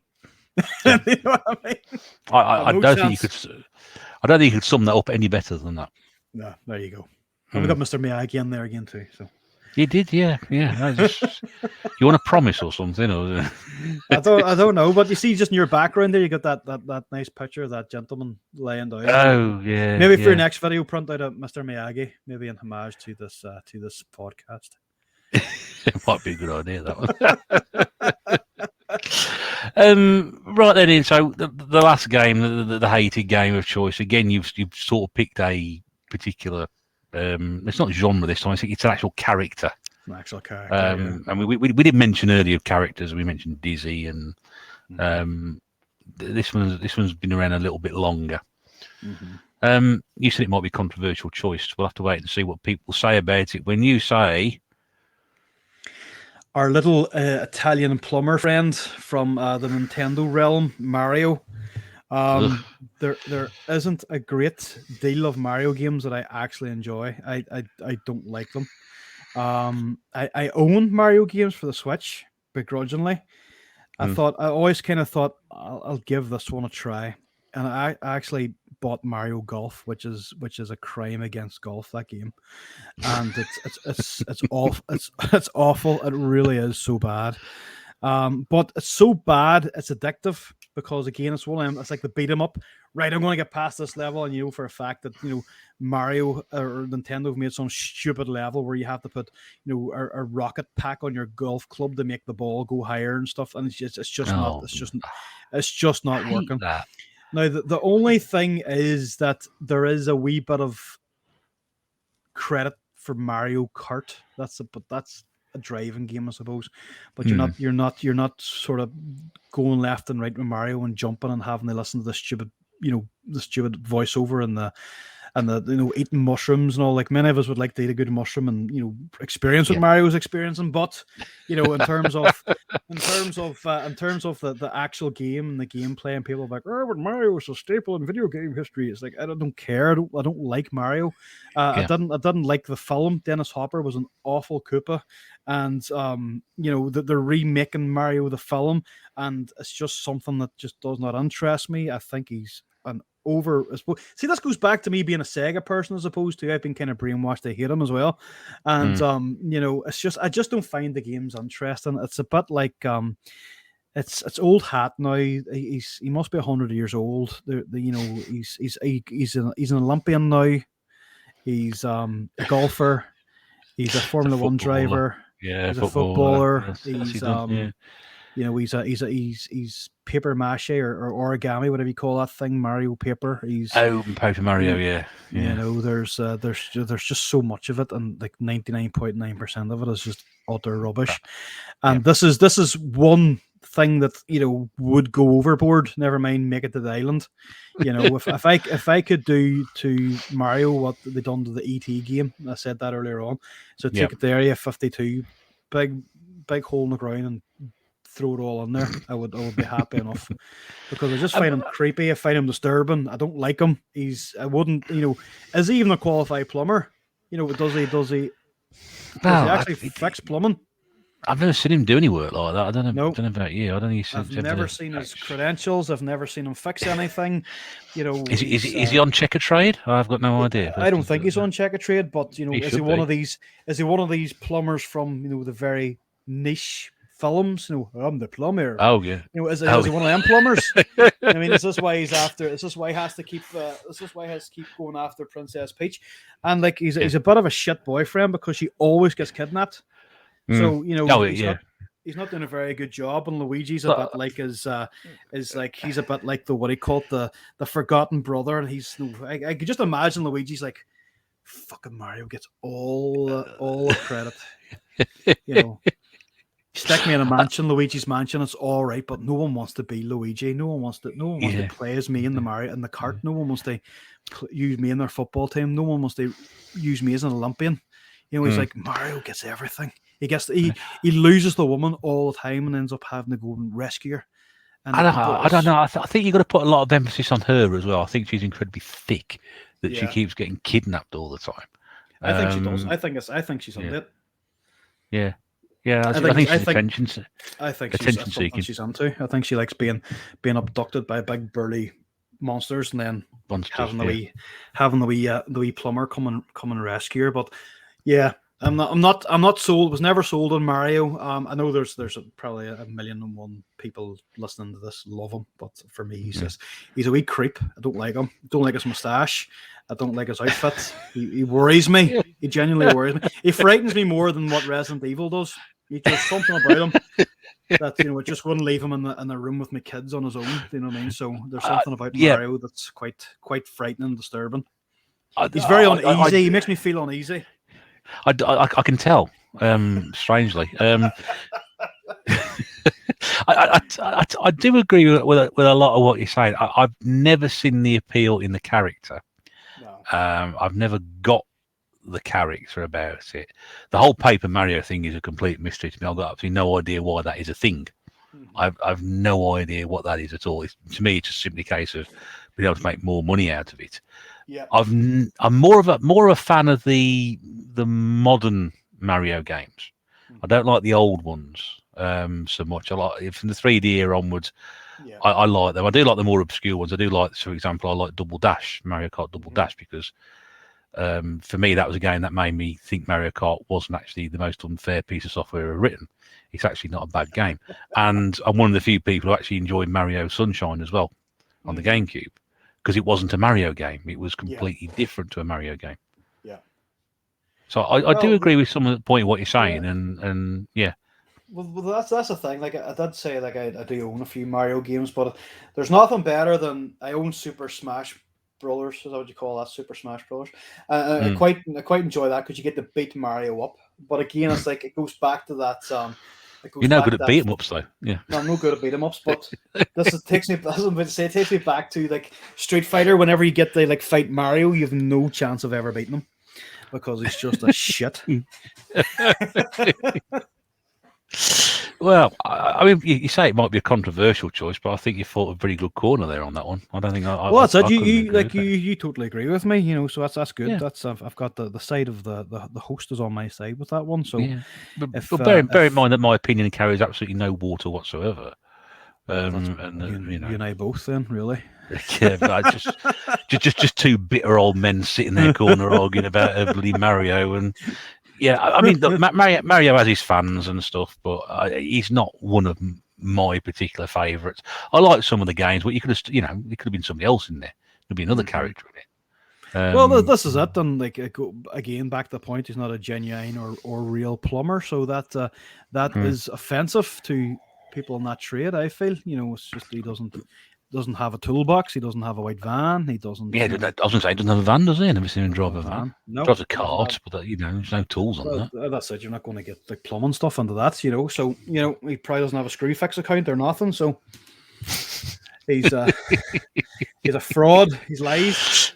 He sits on a throne of lies. There, that's what old Mario does. You've given this way too much thought, Ian. You really have. like it's great. He's talking about very, very sort of creative, with backstory and other storylines important. You just give them a completely good reason there for it. Yeah, coming soon to a cinema near you, Adventures of an Italian Plumber. I'm telling you, you watch BBC in the morning, and you'll see him on Rogue Traders with Dominic Level. Mario came to fix my bathroom, and he done it wrong and never come back and charged me $3,000 for it. That's just the type of person he is, Bear. He's just the worst type of person. Well, what can you say? What a fair place to finish as well. I think we'll just let people take a deep breath after that and wonder what's going on. But yeah. Oh dear me, that was really good for point to finish on. I've really enjoyed listening to you talk, Ian. I really have done. I mean, thanks very much. I have had an absolute blast being on the desert island with yourself, and it's been good. We've been chucked off the Mary Celeste, and we've been washed up ashore with our chest of video games and our history and our knowledge of Mario and all that good stuff. And it's been enlightening. I've really enjoyed it. It's been good fun. I agree, and I'm so pleased we got around to sorting this out. More so because I know we said right at the very, very start about what your channel is about. Mm-hmm. And again, I will say before we finish, there will be a link to your description in the channel below for people who haven't heard about you before and have listened to you very passionately talk for 3 hours, so they can go across and see how passionate you are about the horror films that you watch and review. But there's a lot of stuff that's come out tonight, and you can tell from you should definitely get involved and do dabble a little bit, do the odd gaming video here and there, because you do talk very well about it. The stuff you have enjoyed and playing against, and your memories and relating to what's going on. And I think a video every now and again about gaming related and stuff will be quite good for you. So that's great. Thank you very much. I really appreciate that. That's a nice thing to say. I know what you said about us guys doing our gaming channels and whatever, but I think you do a good job on that. You would do a good job on that. I appreciate that. Thank you very much. I might dabble in some horror games and give them a bit of a review, but until that time, I'll leave that to the pros like yourself, Bear. And it's been an emotional 3 hours. It really has. It has. I managed to sell a bike in between. I was going to say, no one else could say that before, can they? And we've managed to do it in just managed to do it in the tightest 3 hours on YouTube as well, which is brilliant. So it's almost very Alan Partridge type-esque. Couldn't get the word out there, so we've managed to sell a bike and check Mario's credentials on Check a Trade and screw fix in the 3 hours that we've had. Put the world sprite in too bad, really. And we shall definitely have to do something again in the future. I'd be very interested to have a chat about that, and that would be brilliant. Whatever we can do, mate, because I've really enjoyed this. I say it's the first time we've ever actually spoken. Say face to face. Your camera's gone off, but even the voice is still there. But apart from a couple of messages on the live chats I've been on and a few emails back and forth, this is actually the first proper time I've had to sit down, as it has been with everybody pretty much on this all the way through. Very, very few people have actually spoken to more than a few messages exchanged. So it's one of these people again. I think now, I really like to sit down and have a proper talk and get to know a lot better. And I'm sure we could have many great conversations, come with a few ideas as well. So I look forward to doing that. And 100%, it has been absolutely brilliant. There, I've had such an amazing time. It's been a great podcast. I've really enjoyed it. And thank you for giving up the time to do it as well. I know it's obviously another person with, home lives and wives and children to look after and take care of. So, a big thank you to your other half for allowing you to spend so much time away this evening as well to do this.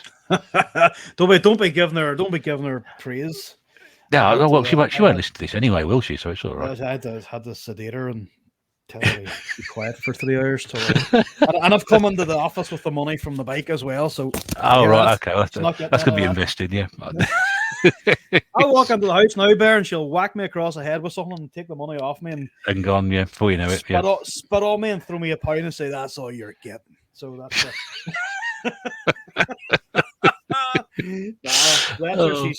She's not a bad spud. She's all right. So she's. Well, that's very complimentary. That's. I like I her mean, and she likes me, so that's good. that's it. That's how it works. Isn't it? We're all right. If the two people agree on that thing, then it works out fine, doesn't it? So That's it. yeah. Right. We'll wrap this up then, Ian. So as I said once before, Ian's channel, the Polterguys, Ian Michael's channel, will be in the description below. Please go across and have a check out of what they're all about. So if you're a horror fan, it's going to be right up your street. Ian, once again, thank you for your time. Really do appreciate it, Problems at all. we should do something Anytime. again in the future. And in the meantime, this is the Retro Bear saying we'll be back again same time, same place next week with another guest marooned on a desert island with a box of games and some memories to go through. But until then, thank you very much indeed for listening, and take care until next time. This is the Retro Bear saying bye for now.